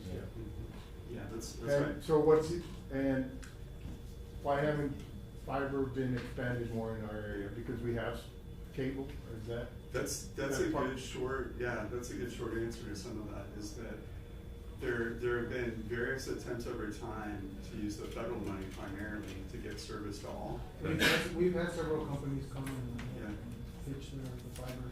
Pitch their own service. Okay. Service for Zapata County to get hooked up with fiber. Yeah. And I think there's one thing with the county specifically getting their service, like you gotta do your procurement and due diligence on that. The more fiber companies that will come to one place, the more options you've got, and that helps with pricing. I live in the middle of North Austin for the last 20-something years, where probably people moved in and didn't move out, group kids. And so I had cable internet for 15 of those years, and it was good mostly. And it kind of depends, like anything else, if the maintenance is being done and managed. Right. And so there was about 6 months, sometime in there, where I don't know if they were getting some water into some boxes, some problems happening, but you had to call them and keep them honest and do your speed test and get it fixed. And I think with some communities, what we see in other places, not in Spectrum specifically, but with some communities that aren't their largest communities, they're all prioritizing their capital management projects. And so on our street, like Spectrum has replaced their cable with fiber now. AT&T, that was the telephone lines, replaced it with fiber now. And are they receiving federal funding for that, or is that? No. So that was my question. I know the fiber currently is like in the outskirts of town, but it's not here in town. You can get it to local businesses and maybe even residents, but it'll be a cost to them. Yeah, to build out from that. And I think part of that is the places that, there are two things. One, with the federal funding, we don't want to use the federal grant dollars to build overbuilding a fourth fiber run in front of my house in Austin. It's not a big use. The private market is getting that done. My observation on some of this funding the last 3 years, paying attention, the BEAD funding through NTI was supposed to be the internet to all, to finish things like we did rural telephone and rural electric. And part of what that induced was a lot of these private providers to like kind of get up and move into some areas that hadn't been before. So I think that's a story that doesn't get as told as much of that public funding, and we do some private funding to the table also, and to try to get out there. With the public funding that's invested, I think we need to kind of keep an eye on that, know where it is, have relationships with those ISPs, and is there anything we can do to like smooth the way to help them get there? And then I think when they do get there, the other part of that, I've been mostly focused on the access part. The part of our team, the other guy from the nonprofit that met with us in June, is focused more on the digital skills side. And I know that was one of the items in the proclamation a minute ago, that it's connectivity and digital skills. Correct. And it's important for the healthcare, it's important for the education, it's important for business. Once you got that fiber to that location or good internet, any remote work job somebody could do anywhere, they could do it from that location. I know there's currently a grant, right, that South Texas Development Board Council is trying to acquire for broadband expansion. Yeah, our area council of government is actively pursuing those federally funded grants that we may be eligible for, but we haven't seen anything funded yet for us. So I think that's, with what I'm kind of going here, like I've got some numbers and data I could plow through. So I know they do have a current, I guess like a community group where they discuss all of broadband. So you might want to get a hold of with Juan Rodriguez with the COG, with the South Texas Development Board Council out of Laredo, and maybe you can join their group in efforts to, you know, give all your information that you've currently collected, and it'll make it a hard, stable. I actually met with him and the folks who I met with him the day after I met with you in June. Met with Juan. And then when they came to the STDC meeting that was here in July, I was late getting to that meeting. I was like, he looks familiar. I think I've seen you there then. We spoke briefly on the way out of there. But I've also spoken with Melissa Gonzalez with Lower Valley Development COG that's going to partner with them. And that scope of work is that through some of the state funding for broadband, there is a request through TARC, the Association of Regional Councils, that STDC and Lower Valley are part of, for 3 years of funding to support broadband planning. In my opinion, like the planning would have been better like 4 or 5 years ago, but because they said yes, we want to make that relevant and good use of it. So what that does is fund essentially a position in each COG. In this case, Lower Valley is partnering with STDC for this next 3 years, and they're going to do a lot of good community listening. And I think around that, like this information that we've done, I focus a little bit more on access, but also you want the partners at the table, as if there are any grant funds, whether it's for veterans or for schools, for the devices, the digital skills learning. I think the Zapata County that I think Roxy explained the story when I was first here about how they decided to replace the courthouse real quick and like let's tear it down and do it real quick. So I feel like there's a lot of like quick learning, like let's make things happen. And so I feel like this is like the homework stage, and that group is the one where if you've got a good committee to be part of that homework. That's one of the suggestions I would make, that I don't want to depend on me, but to help do some forming, that if there is a somewhat informal Zapata County Broadband Committee Coalition Task Force. I've got to be part of the Bastrop County Task Force the last 3 years. That had some county participation, one county commissioner, their development coordinator. As needed, they would pull in their IT person, their procurement person, but it wasn't their funds really. And then they had some really robust nonprofits that here, I think would be like, the library supports the county, but somebody from the schools, the Boys and Girls Club, and those voices, somebody. And also the community, I believe we also have local contractors that have actually worked on fiber projects. Absolutely. Yeah, that knowledge would be good. And having that kind of informal community, If it's not a county function specifically, sometimes having like a county participation, there's a commissioner, it gets people's attention. That's what gets an ISP to the meeting. But if you have people that have some freedom to just ask questions, like what's the timeline, and ask good questions, be ready. There's a little bit. Looking at the comparisons, Mark, on county by county, and as a whole, we're okay. I mean, I think. I believe the total I think is Jim 8%. Hawk County was a little bit more rural than we are, and Yeah. it's like their fiber, they've got almost entirely fiber. How did that happen? My take is that I think so much of the county lives in Hebronville, and a provider got there. So I would say most of that 85% is in Hebronville, and the outlying part is more rural. Yeah, And- so that was good. They did well. Yeah. Yeah, and I think it's the fact that y'all had Spectrum, which can be good, but you need to keep them honest here. And then I think also. I think fiber is Yes, all sir. over the place right now. I mean, I see them all over the radio hooking up fiber. That's right, yeah, that's right. And there's a lot of private investment companies coming in You here. need to get Spectrum. We just need funding. And then I think as you're having conversations with those ISPs, like the Hillary Communications or the Border Communications, that informal group has the ability to ask questions like, what rates are you charging? And so the going thing for fiber is like 1 gig down, 1 gig up symmetric. And then like 6 months ago, they started advertising my house 5 gig down, 5 gig up. Wow. And then 8 gig down and 8 gig up. No matter how much my 6-year-old games, he doesn't need 8 gigs down, 8 No. gigs up.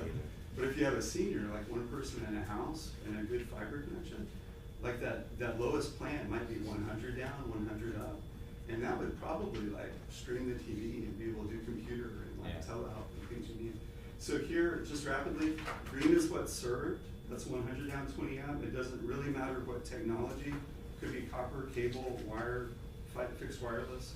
As long as it's 100 down, 20 up, we're kind of aiming for better. This is the comparison to the region. Yes. Judge is right, the counties up north were a little bit behind y'all. That's why I started with them and worked our way here, but we still want to do good work in the county. This is the funded projects in Zapata County. Okay. So that border-to-border communications shows that we're gonna build out to 1,240 locations in the county. My understanding is with fiber, is what that is. And I don't. It was $10 million, yeah. Yeah, and I think like $5 million grant and like a good bit of loan, so they've got their own skin in the game on that project, so they should want customers. But that can't all be in San Ignacio, the 1,240 locations. Yeah. And then the last two kind of maps here, this print is kind of the footprint of where that USDA Reconnect project is that Hillary Communications Border has. And that's the kind of part that if y'all had time, like 30 minutes or sometime, if this is relevant to your precinct, to zoom in and kind of see what we know is that they're already or is it not there, or we could ask them what's pending. The last one is what was meant to finish the job. And with that NTIB funding through the Broadband Development Office, they didn't want to duplicate any federal funding. And we don't want them to do that with tax dollars either. But they did a competitive process for the state. The awards, because those were mostly rural, kind of individual locations around that Reconnect award, were to SpaceX for Starlink service. And the question that I've got on that, like kind of alongside y'all, would be, so what actually is the bargain? That's framed as a capacity grant to SpaceX to reserve capacity for those locations. They're different than other internet providers. If you subscribe to Spectrum or to one of the others, they're gonna come to the house and they're gonna hook up a router, they're gonna make sure it works and show you how to connect it. To this point with SpaceX and Starlink, which is a great technology for the remote location, remote ranch, if you got open sky, it's really pretty cool. But to this point, they kept their cost down because there's almost no customer service. If you get the website and order it, they'll ship it to you. And when you get it, you figure out how to hook it up. And so if we had some individual seniors or someone that had a little less ability to do that themselves, one, there's a question, is there any support for getting that connected? Right. My second question was, all of the applicants to the BEAD funding were supposed to have a low-cost requirement in their application, and I haven't seen that yet. And I did a public information request a month ago, more than 10 business days, to be true. But we're trying to work on, I would just like to see that agreement, that's a contract between the state and what they're gonna provide. Because in my opinion, at the community level, if you have constituents, that's the award for those houses, and it's down, it's about 150 houses all in the county. But like, let's know what the deal is, so they can ask for the deal. Appreciate that, Mark. I think you provided us with a lot of information. I know. Sorry for you're the still rapid working fire on it. so No, much. Yeah. it was rapid fire, but But I think you've got all the commissioners' contact info. I think if you visit with each one, they're more familiar with their precincts, what their needs may be. Anything that you can help us with. Well, your company was also affiliated with the transformation in Kingsville, right? Or were you not part of that when they transformed everything to fiber? I know we discussed it in our STDC meeting. Maybe the company that was that you were trying to correlate with there in that meeting. That might have been the other nonprofit group that had some support from Methodist Healthcare Ministries. Might have had some work there. All right. And then to the south, there's a really strong RGV coalition. Correct. It's had work with where FAR has done their fiber and supporting Brownsville and some of those other projects. They're community based. And I think that was the space that MHM was kind of saying, like, how do we encourage some of that here? Can we just go a little deeper? All right. So thank you for the time. Thank you, sir. Thank you, Mark. Yes, we'll keep in touch. Yeah, See when any of that funding really becomes available. I know we've applied for it, but It's real competitive. And I think to the last comment, just on that funding, there's, to me, like the eye on the ball with the funding right now, and not everything's due to funding. I think with good volunteers, with the right ideas, sometimes that's more important than funding. Because of some of the change in administrations and directions, there was, alongside the BEAD funding, what was framed as Digital Equity Act funding that was pulled back, but there was some settlement, so some of that funding didn't materialize. The word is that it actually, as of last week, 2 weeks ago, it might be back on the table, and they might have guidelines on that funding by December. Okay. So I think for us, like, if that happens, this is a good homework phase with that work with SDC, if there are specific asks that are ready to go, and then when that comes down, the grant writers or whoever could ask for that. So that's one, is the digital equity, sometimes it's framed as digital opportunity funding.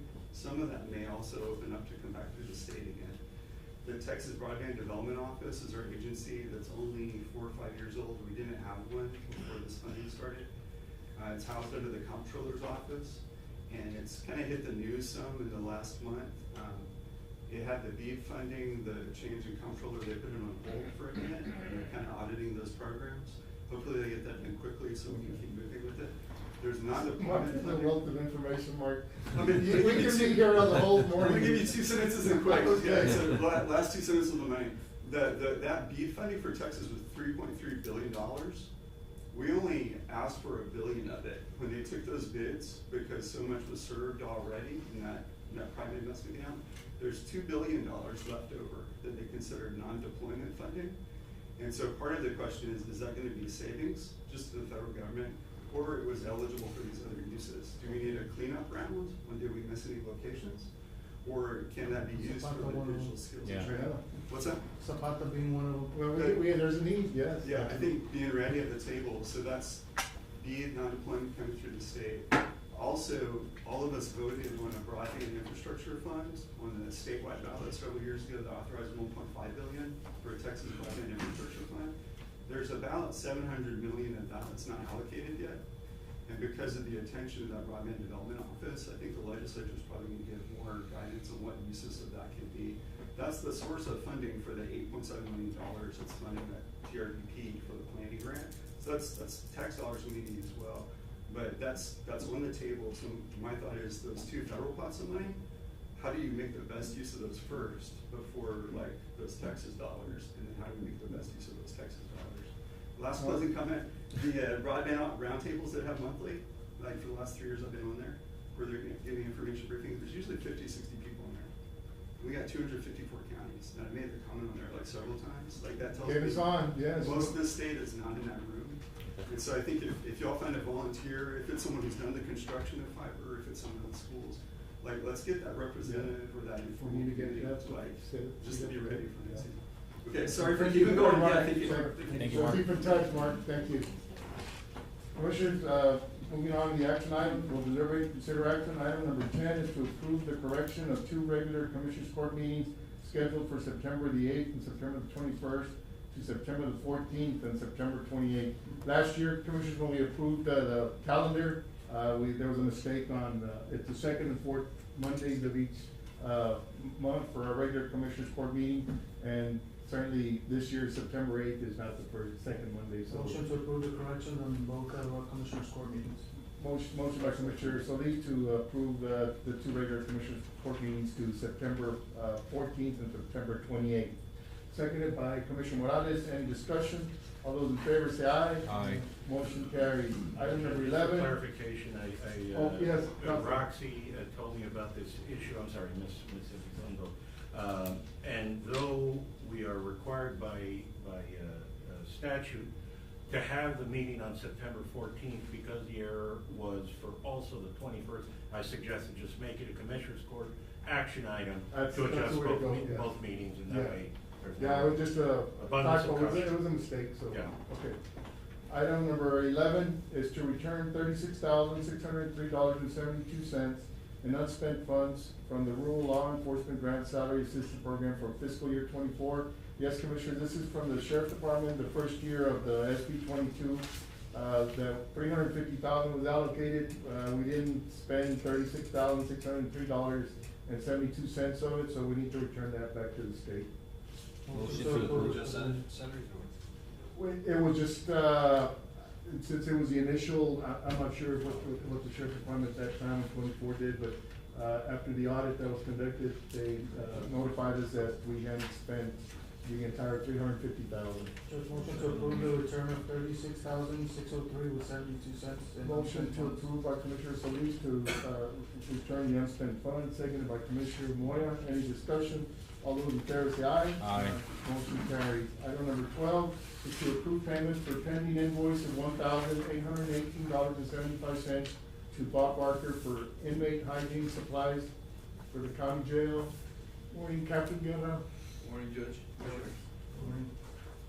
Is this what you're talking about, the increase that? Yes, we're having to buy a lot of stuff for the jail for hygiene supplies and Sure. that we're already out of funds and it's just stuff So, like.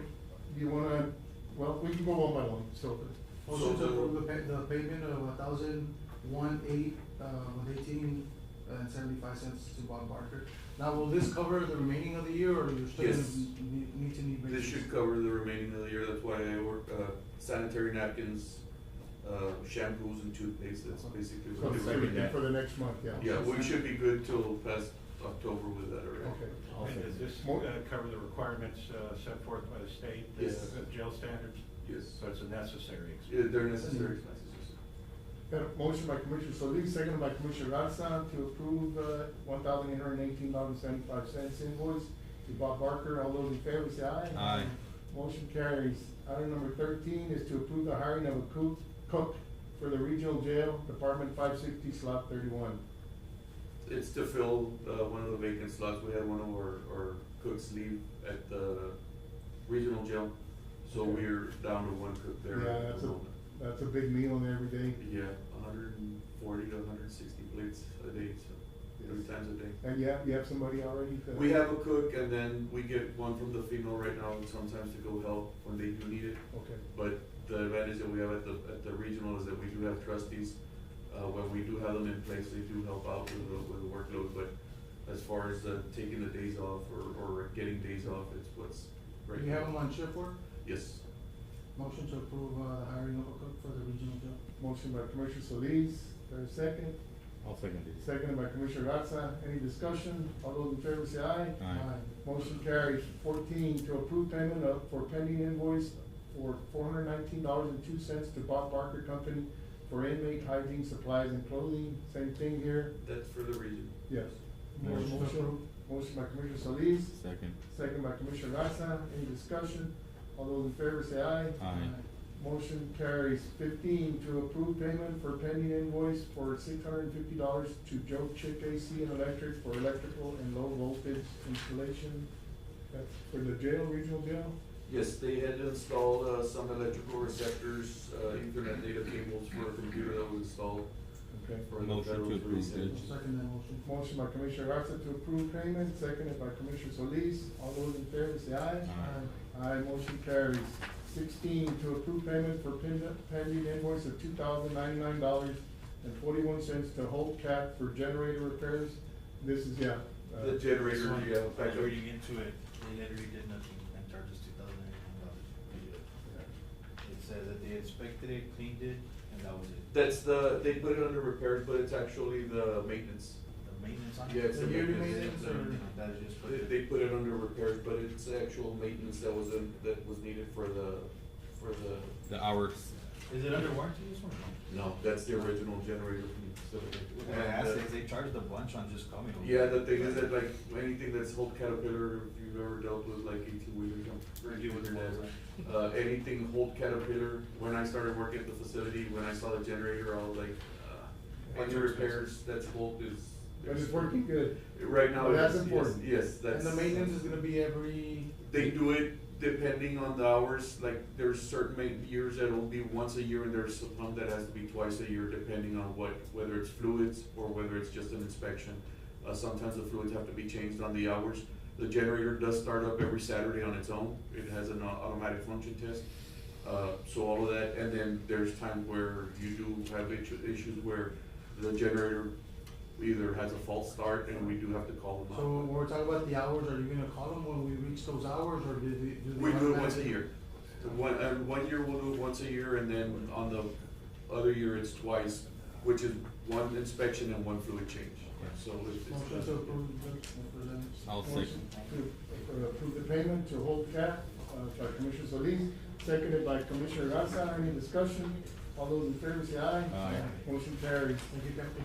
Thank you. Captain. Thank you, sir. Item number 17 is to approve renewal of malware bytes antivirus software for one additional year. Good morning, Mr. Garcilaso. Good morning, Judge. Good morning, sir. Good morning, Commissioners. Good morning. Yes, Judge, it's for the renewal of malware bytes. Jerry, we have two options.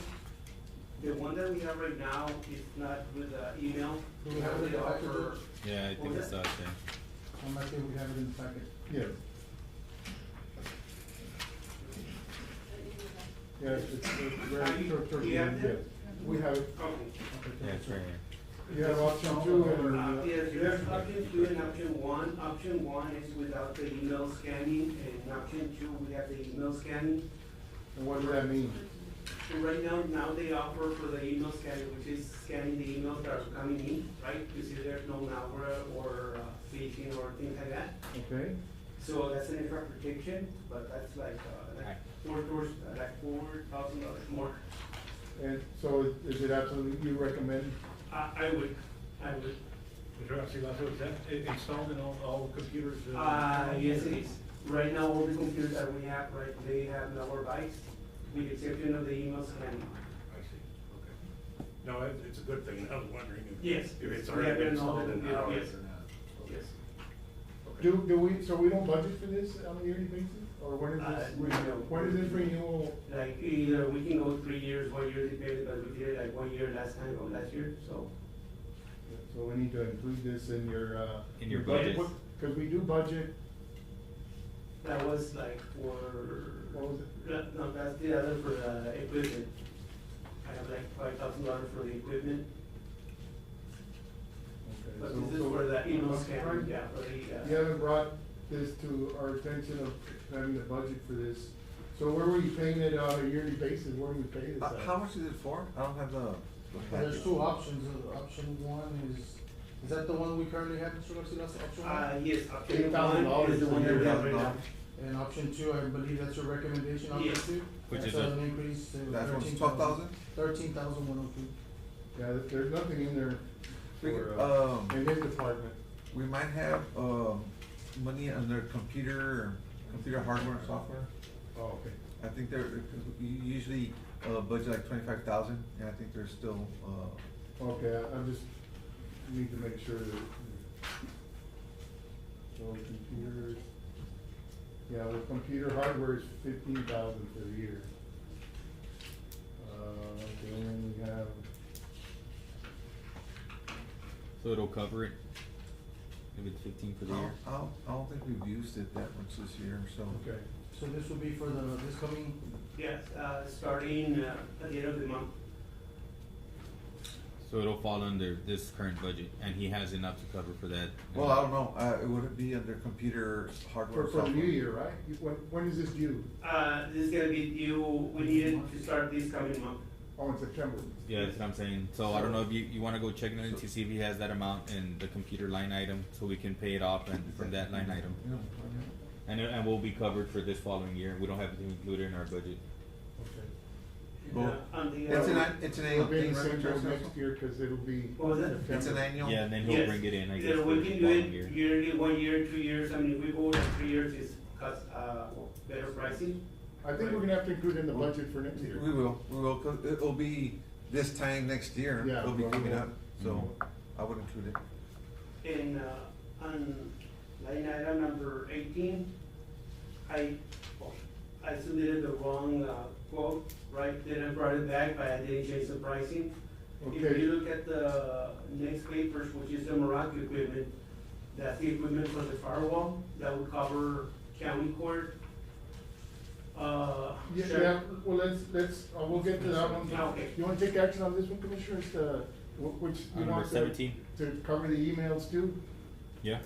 Okay, So your so, recommendation would be, SHI? option 2. Yeah, it's a tag for the option 2, yes, sir. 13,000. 13,000. I make a motion, Judge, to go with the renewal, with the recommendation of SHI in the amount of $13,102.40.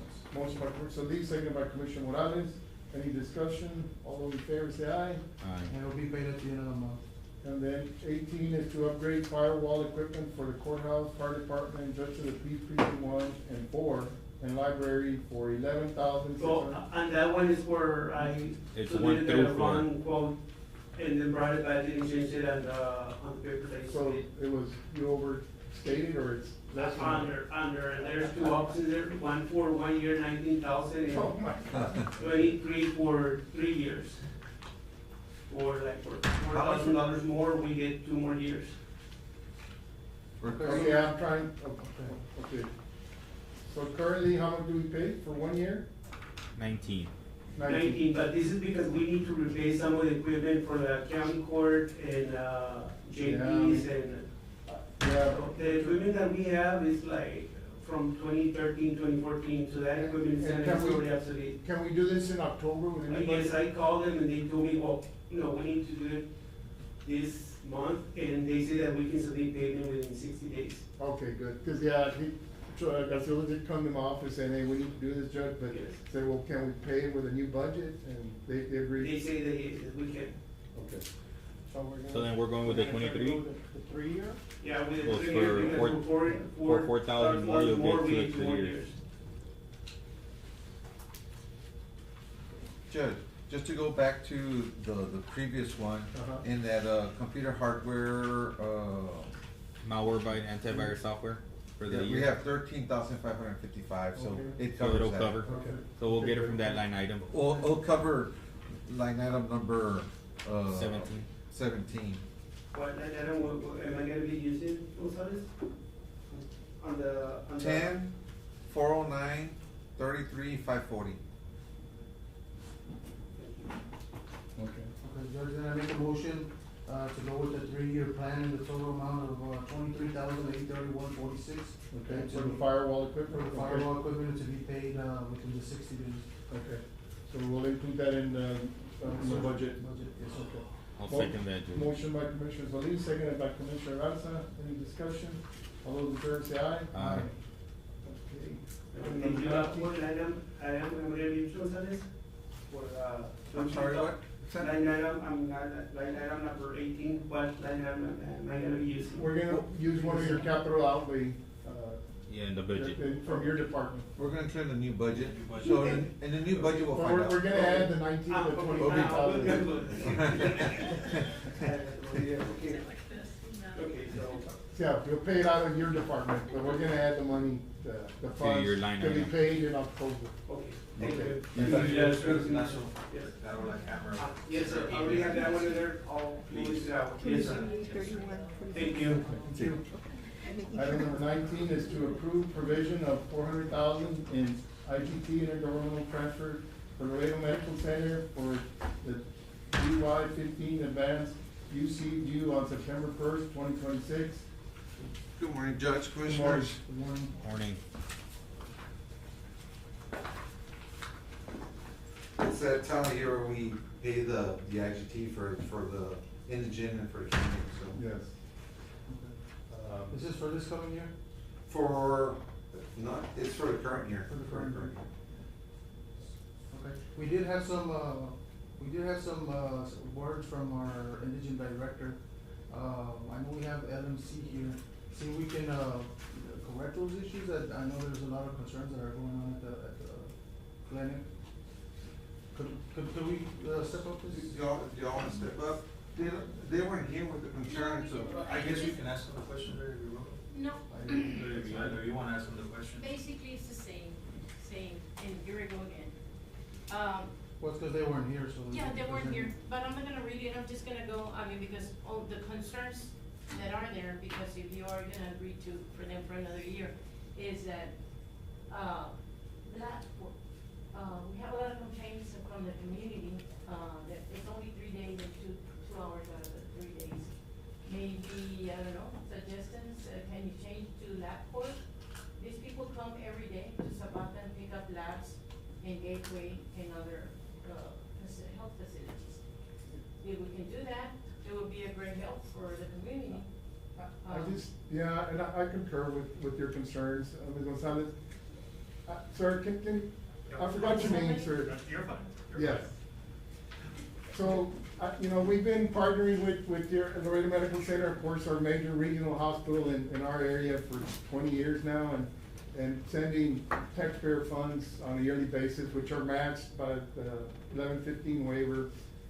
So what are we getting out of it? That's the question we have is, why can't you all suture? Why is you're not able to, somebody goes in there with a bleeding cut, y'all can't suture. If somebody needs a shot, I can't get a shot. When we had COVID, a few years ago, didn't treat a single patient.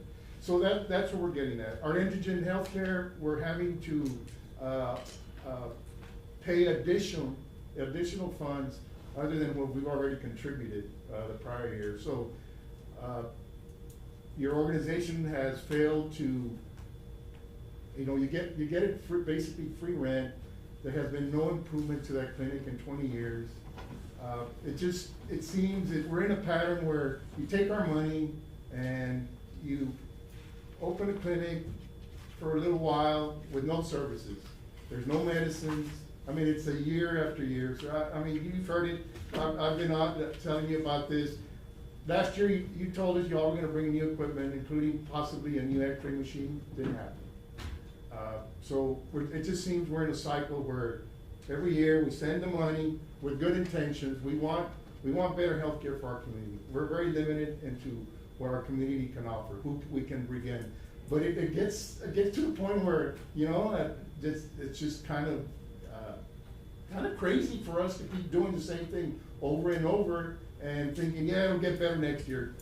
It hasn't. So I don't know how you can expand on that. Good morning, Judge, Commissioners, Marco Rodriguez with Laredo Medical Center.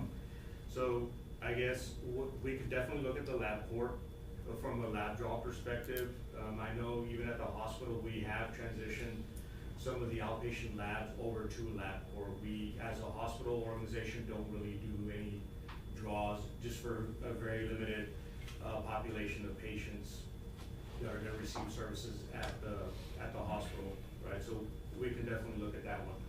As far as the X-ray machine, yes, you're right, that was raised as a concern. We have seen the equipment. We've actually started down the path of getting quotes and looking at what it would take. At the same time, we've talked about the construction for the building, right?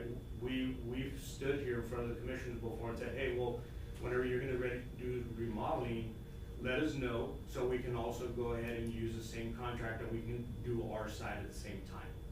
Yeah. Right, so my understanding is that at some point there had been some funds that may have been made available to help with some of that, at least for the county side.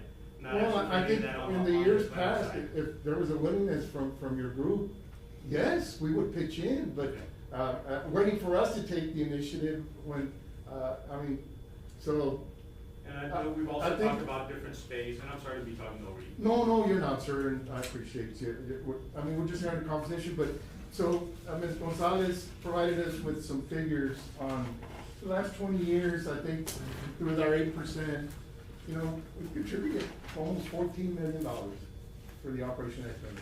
Now, that probably been matched by $1.25, so you're talking maybe $26 million in 20 years, and the place is falling apart. You think there might be some initiative from your group to say, you know what, let's try to fix some things, let's, at least minimal things. And what I see is, instead it's kind of going in the opposite direction.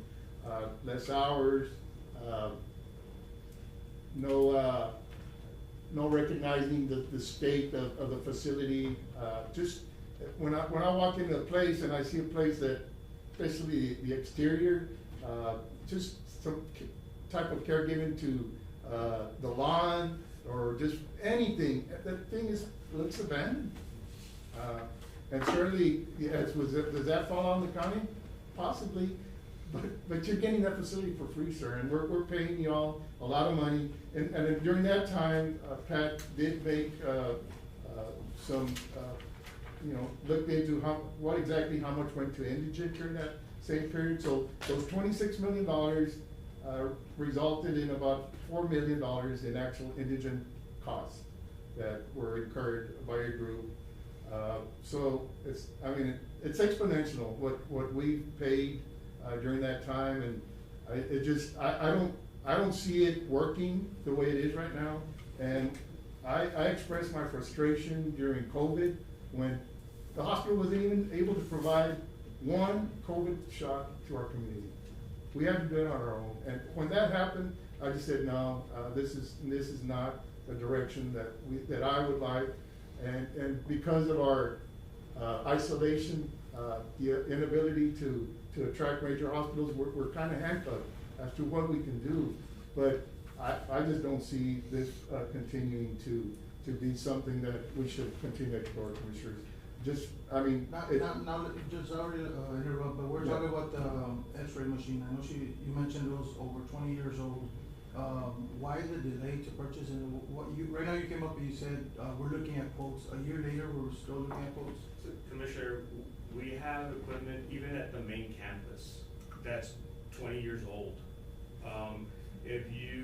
The cost of this equipment, it's pricey. Right. The other thing that comes with the equipment is we have to look at what we're gonna install to ensure that the staff that we have working at the clinic are able to operate that particular equipment, because sometimes there may be licensing that they have to have or credentials they have to have in order to operate certain pieces of equipment. So, and the other thing would be, it wouldn't make sense for us to put a piece of equipment in there if the plan is that we're gonna remodel, then we'd rather put the equipment in at the same time that we are going to, whenever we get to doing any of the remodeling inside.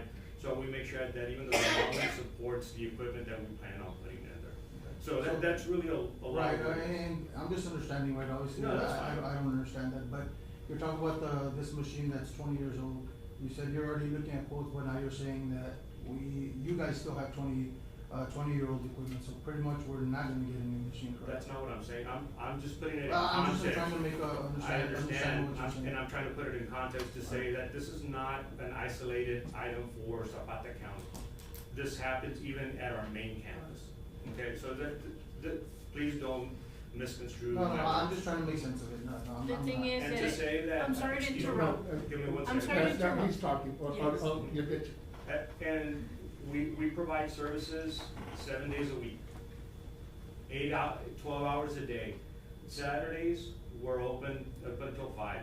We're not open every Sunday, we're open every other Sunday. I think we have made a very concerted effort to also have a physician come and do clinical over here, right? So, we are definitely trying to do our part to be good partners, right?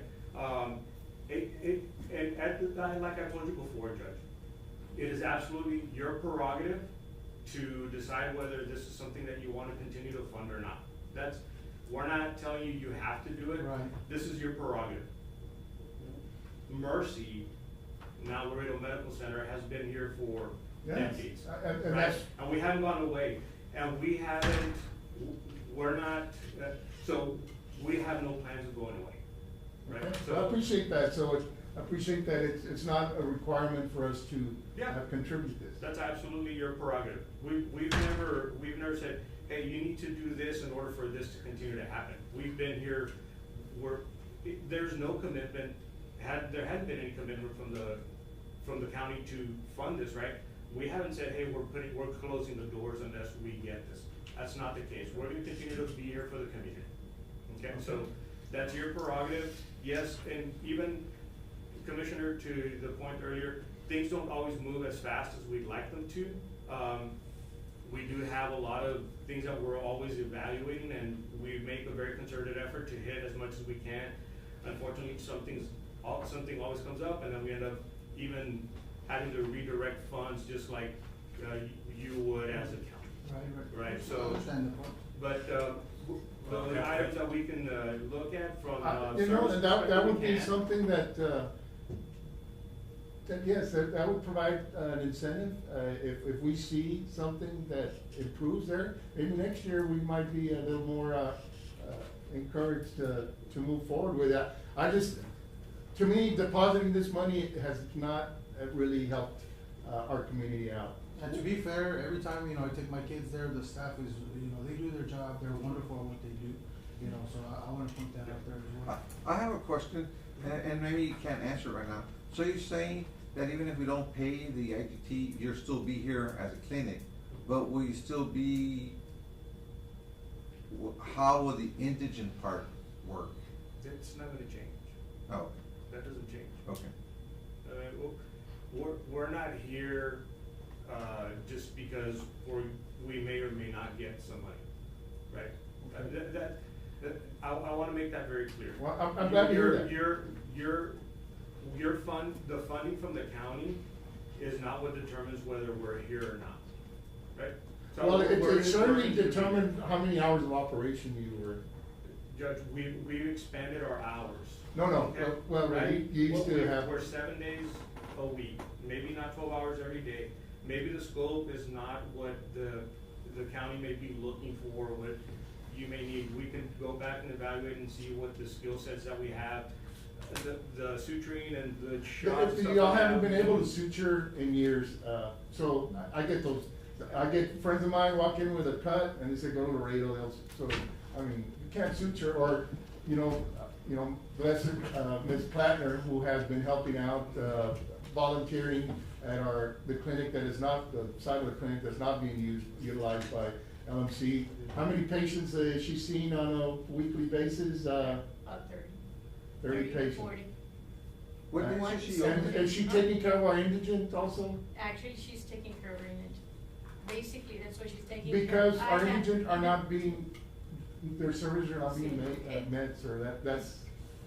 Okay. It's just We'll reviewing. take that back. It's just a Yes. reviewing of the staff. What I really recommend is for you to put cameras in there so you can see, and maybe your staff. We don't put cameras in our. Okay, that's great, but maybe It's a reevaluate violation your as staff, well. because last Friday, I had 2 indigent, clients, they refused their services because they didn't have insurance. When they know they're indigent, all they have to do is send them to my side, I give them the voucher, and then they were charging them. We never, So, well, whether somebody has insurance or you not, don't. whether It's the somebody has staff insurance here. or not, It's the staff. if they're an extension of I our know you hospital, don't the same refuse, would be yes. And I city as appreciate well. everything you guys have done to Zapata and all the services that we get, but it's always Zapata last, right? We're always the last in your mind, because you even said it right now. I mean, yes, you focus on everything you have right there in Laredo. I don't You think just I said opened a Zapata new came last. clinic in Loop 20. We opened a new Beautiful ER. clinic. It's an We- ER. An Not a ER, clinic. it's an ER, exactly. And we cannot get it because it's never enough people. You know that we have people come in from Hebronville, Rooney, all these little towns outside to come to your services? Look at all the people that we have, right? It's never enough people. Yeah. We don't have enough people because we're not given enough services. That's been my concern I guess all what I along. would say to the court, right, is if you feel that the services that Laredo Medical Center provides are not sufficient, then let's talk about that. Okay. Right? And let's see what that means. I'll We let- wanna let make them sure have this that, we conversation. wanna make sure that we are the right partner for you guys. At the end of the day, that's really what it comes down to. You don't know how hard, and I actually begged when COVID, and I still couldn't get y'all to help us. I was not at the hospital at the time, but I can say that what happened during COVID, as far as the vaccines were concerned, because I was at another healthcare Right. institution, is we were following the mandates of the state. The state had their guidelines as to who received what. I worked in a hospital, I was not one of the very first ones vaccinated. I understand, it I was was one of the difficult, very last but I ones. just couldn't understand there was no help. That was a hard one for me to swallow. Well, Yeah. I mean, we're, thank goodness, we're almost 6 years removed from that, and. I mean, I don't we never forget, counted 'cause that it was a again, and nightmare, maybe there's yeah. lessons learned from that incident for everybody. But I'm gonna go back to this, right? Laredo Medical Center continues to be here. Okay. Right? We always welcome some feedback, right? If there's a way that we can improve the service, we'll definitely go back and take a look and make sure that we are able to, and if we're not able to, we will let you know why. Okay. Okay? Quick question on my end. So you're saying if we do not contribute the 400,000 to the IGT, my question is, will the services diminish, or it'll stay currently as what we're doing right now? Well, the transfer hasn't happened all year long, and the services have not diminished. So I would not expect that the services will not diminish. Okay. The services are gonna be what they my are. question. Thank you. Any other questions? That's it. Thank you for your time. Yeah. So Ms. Blackner, services, our side, we pay the county pays her, or how does that work? No, we use the indigent, also, just for, Does it spread out to other nurse practitioners in the area, or just? yeah, everybody, Mario Salinas, Garcia, everybody goes there. I don't know Because how that the indigent healthcare is not only for our facility, is for, we also support, Gateway. Gateway, because whatever they don't have, that's where we come up.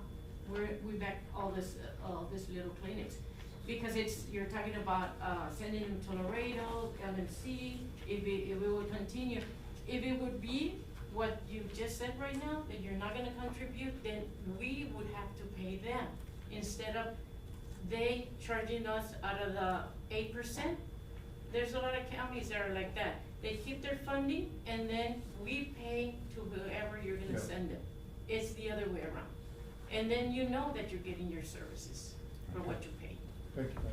Thank you. There a motion? I make a motion to approve the $400,000 judge payment. I'll second the motion. Got a motion and a second to approve the transfer to 400,000. Is this from this past year, correct? Or we owe? We don't know anything. No, Do we we don't owe know this anything money? right now. No. This is for this current year. No, For we this don't- upcoming year. Yeah, we don't know it right now. Oh, I thought it was, No, for this current year, it's for this current year from December to December. I Oh, think no, it's then I'll retract my motion. Let's see what services can come in, Judge, let's see what can. So no action? No action, I would say no action on this, let's see what services, let's see what, agreement we can come to, and, see if we can increase our services to Zapata. So there's no action, so there will be no transfer, is that correct, Counselor? There was a motion and I retracted the the, motion. It needs to be oh, rescheduled. okay, I know, I hear you say that, Yeah. okay. So, would no action be sufficient? Or would do we need have a to do the motion to deny? Or denied. Well, it'd be to deny, Judge, because it's an Well, that'll be affirmative, my motion, approved Judge. provision of 400,000. So motion to deny? So now we have a motion, the Commissioner Solis has a motion to deny, is there a second? So nothing will change, right, if you don't get the 400,000, I don't want the services to be interrupted here for our community. No, that's the why I main was thing for asking. me. I mean, cause that would really. Well, the thing is, we're gonna revisit the services, see what we can, services we can. So then increase will we and table stuff. this? We got a motion to deny, I'll second the motion to deny. Is there, any other discussion? I'm against. Okay, all those in favor to deny? Doesn't it affect, I mean, it's. Well, that's what I was asking. If we don't pay the 400, would the services be diminished? And he said no. Well, I mean, but that We would got a be motion and your a second, decision, right? is there a vote? We're still All in those- discussion, Judge, we're still discussing. I'm Discussion. asking. So that's the only thing that I want nothing to change, and then our community doesn't have the service that they deserve. You know, I know you've been here for a long time, and I Bruce, thank you for that. That's why I asked that question. We have no intentions of changing the service. But you could, if you decided to, right? Well, we At could this do point. that in any of our book of business that we do, even in Laredo, Okay. right? So, but we have no intentions. The county could use this time, remaining in the year, to evaluate further whether they are worthy of the 400,000 or not. Next year. For next year, correct. Got a motion and a second to deny, all those in favor to deny? Aye. Aye, four, Commissioner Moya? No, I'm for it. Okay, unanimous, okay. Moving on, 20, to approve invoices for lift station repairs to be paid from certificates of obligation totaling 25,600.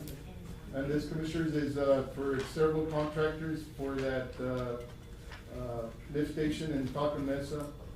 So there's two contractors, I believe, two different contractors. I also added, It's a total of $44,085. it's 25,600 plus, I'm adding, three more invoices for, two for Ramsa and one for A&A Pipeline, which totals $44,085. Okay, so that would be the motion by Commissioner Morales to approve the payment of $44,000, what was it?